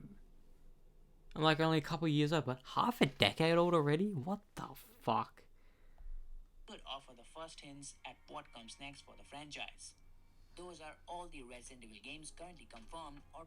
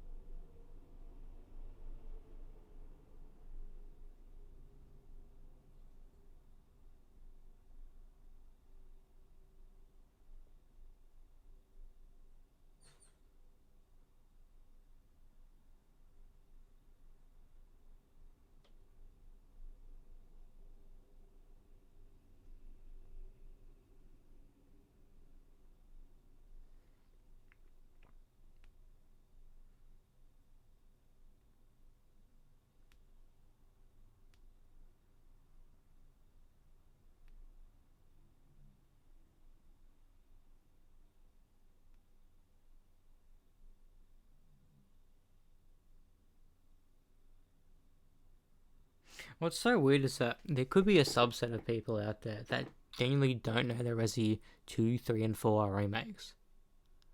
But, like, just the games that came out. You can also argue that some people won't deem them remakes, but it will be like Call of Duty, where, like, they use the same title, but it's a different game. But, like, the reason why Call of Duty is different is because it's not a reimagining, but, like, it's a what-if scenario. What if this in the lore happened? And that's how the three Modern Warfare games are vastly different, from my understanding.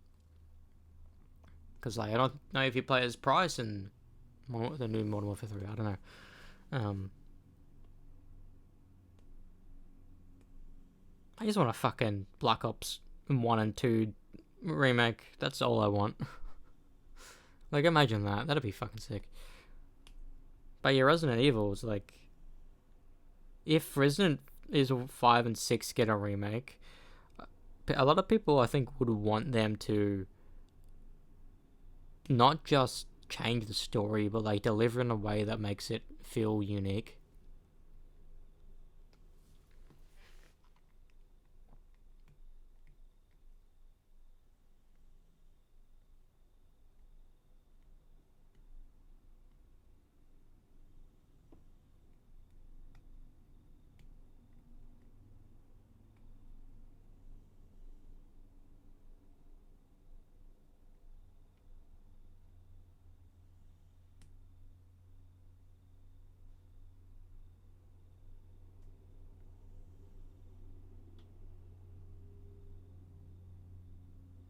Yeah, I think the best idea is to, like, blend a couple games together.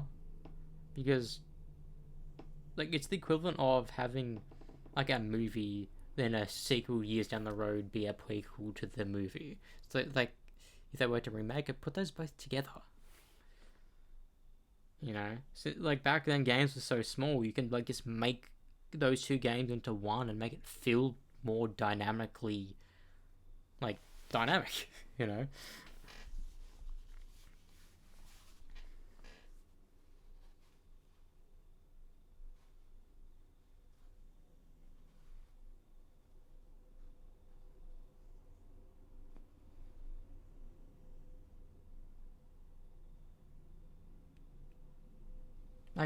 Like, sure, Resident Evil 4 remake was new in my brain. Like, I have the OG 4. Like, I may play that eventually too. But the reason why I haven't, or why I wasn't excited to play, was because it's the only one in the franchise that doesn't have a plot. The only one. And the remake does, so I'd rather play the remake instead.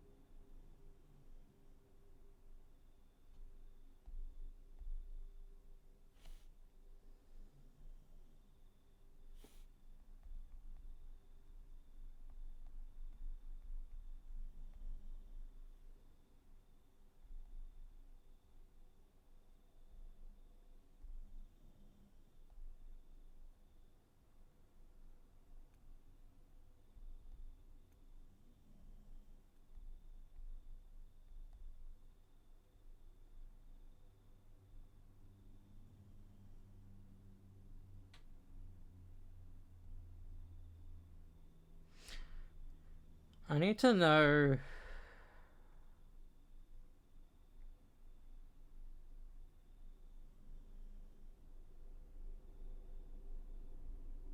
if it's true that Resident Evil Revelations 3 became Resident Evil 8. Because I read it somewhere years ago, and I don't know if that's true.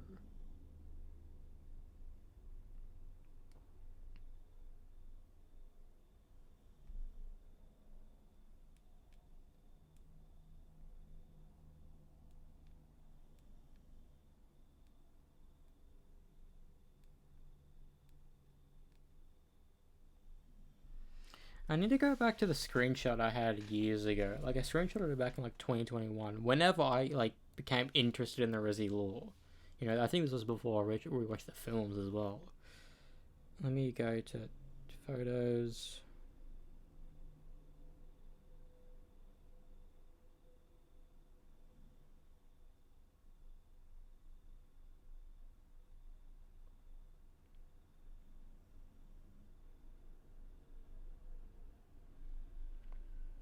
Let me go to screenshots.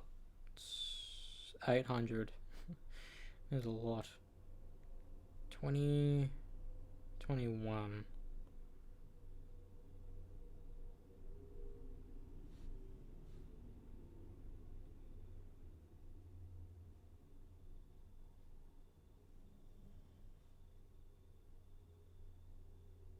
Unisonus, no.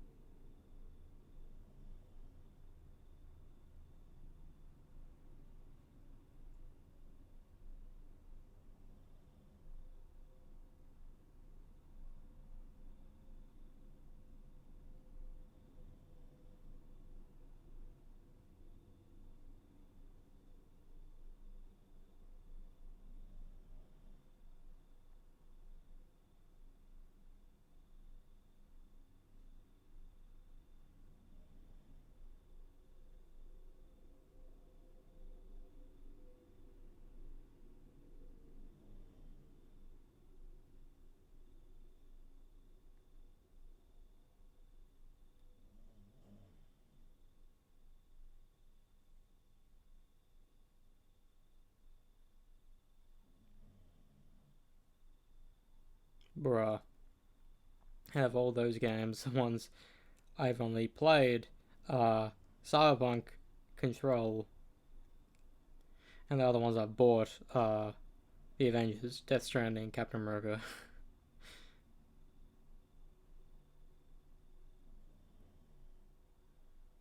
It had to be in 2021, right?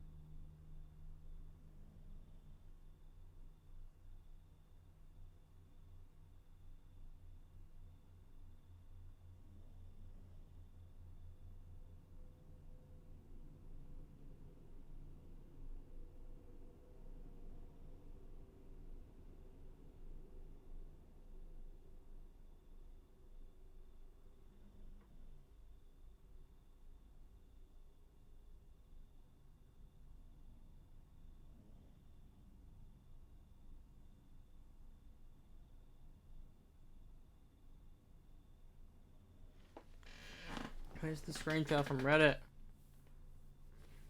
When did I get... It would have been 2018. That's too fucking late. Early.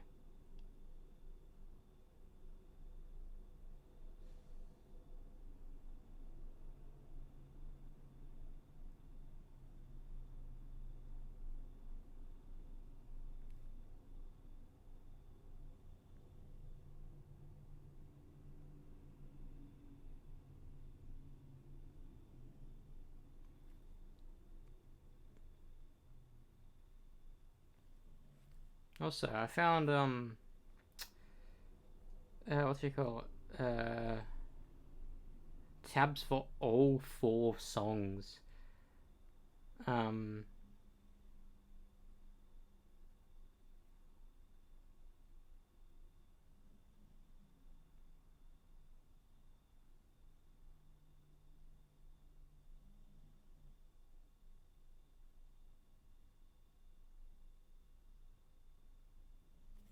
All 4 songs of Spadice's thingy.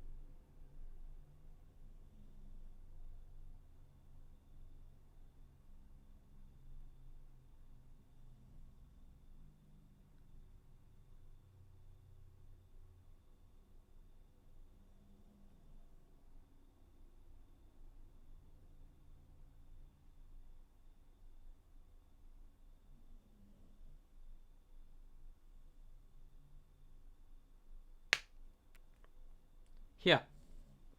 Found it.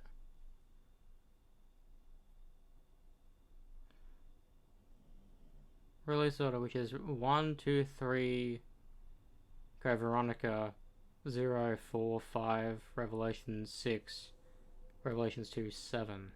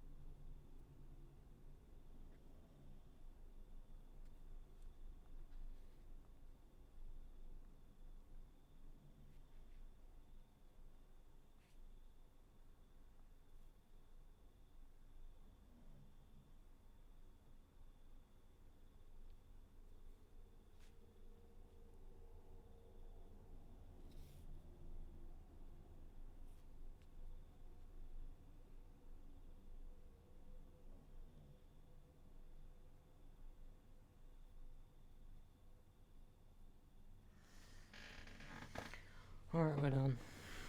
If you're a registered sex offender, you can't live within 1,000 yards of a school. It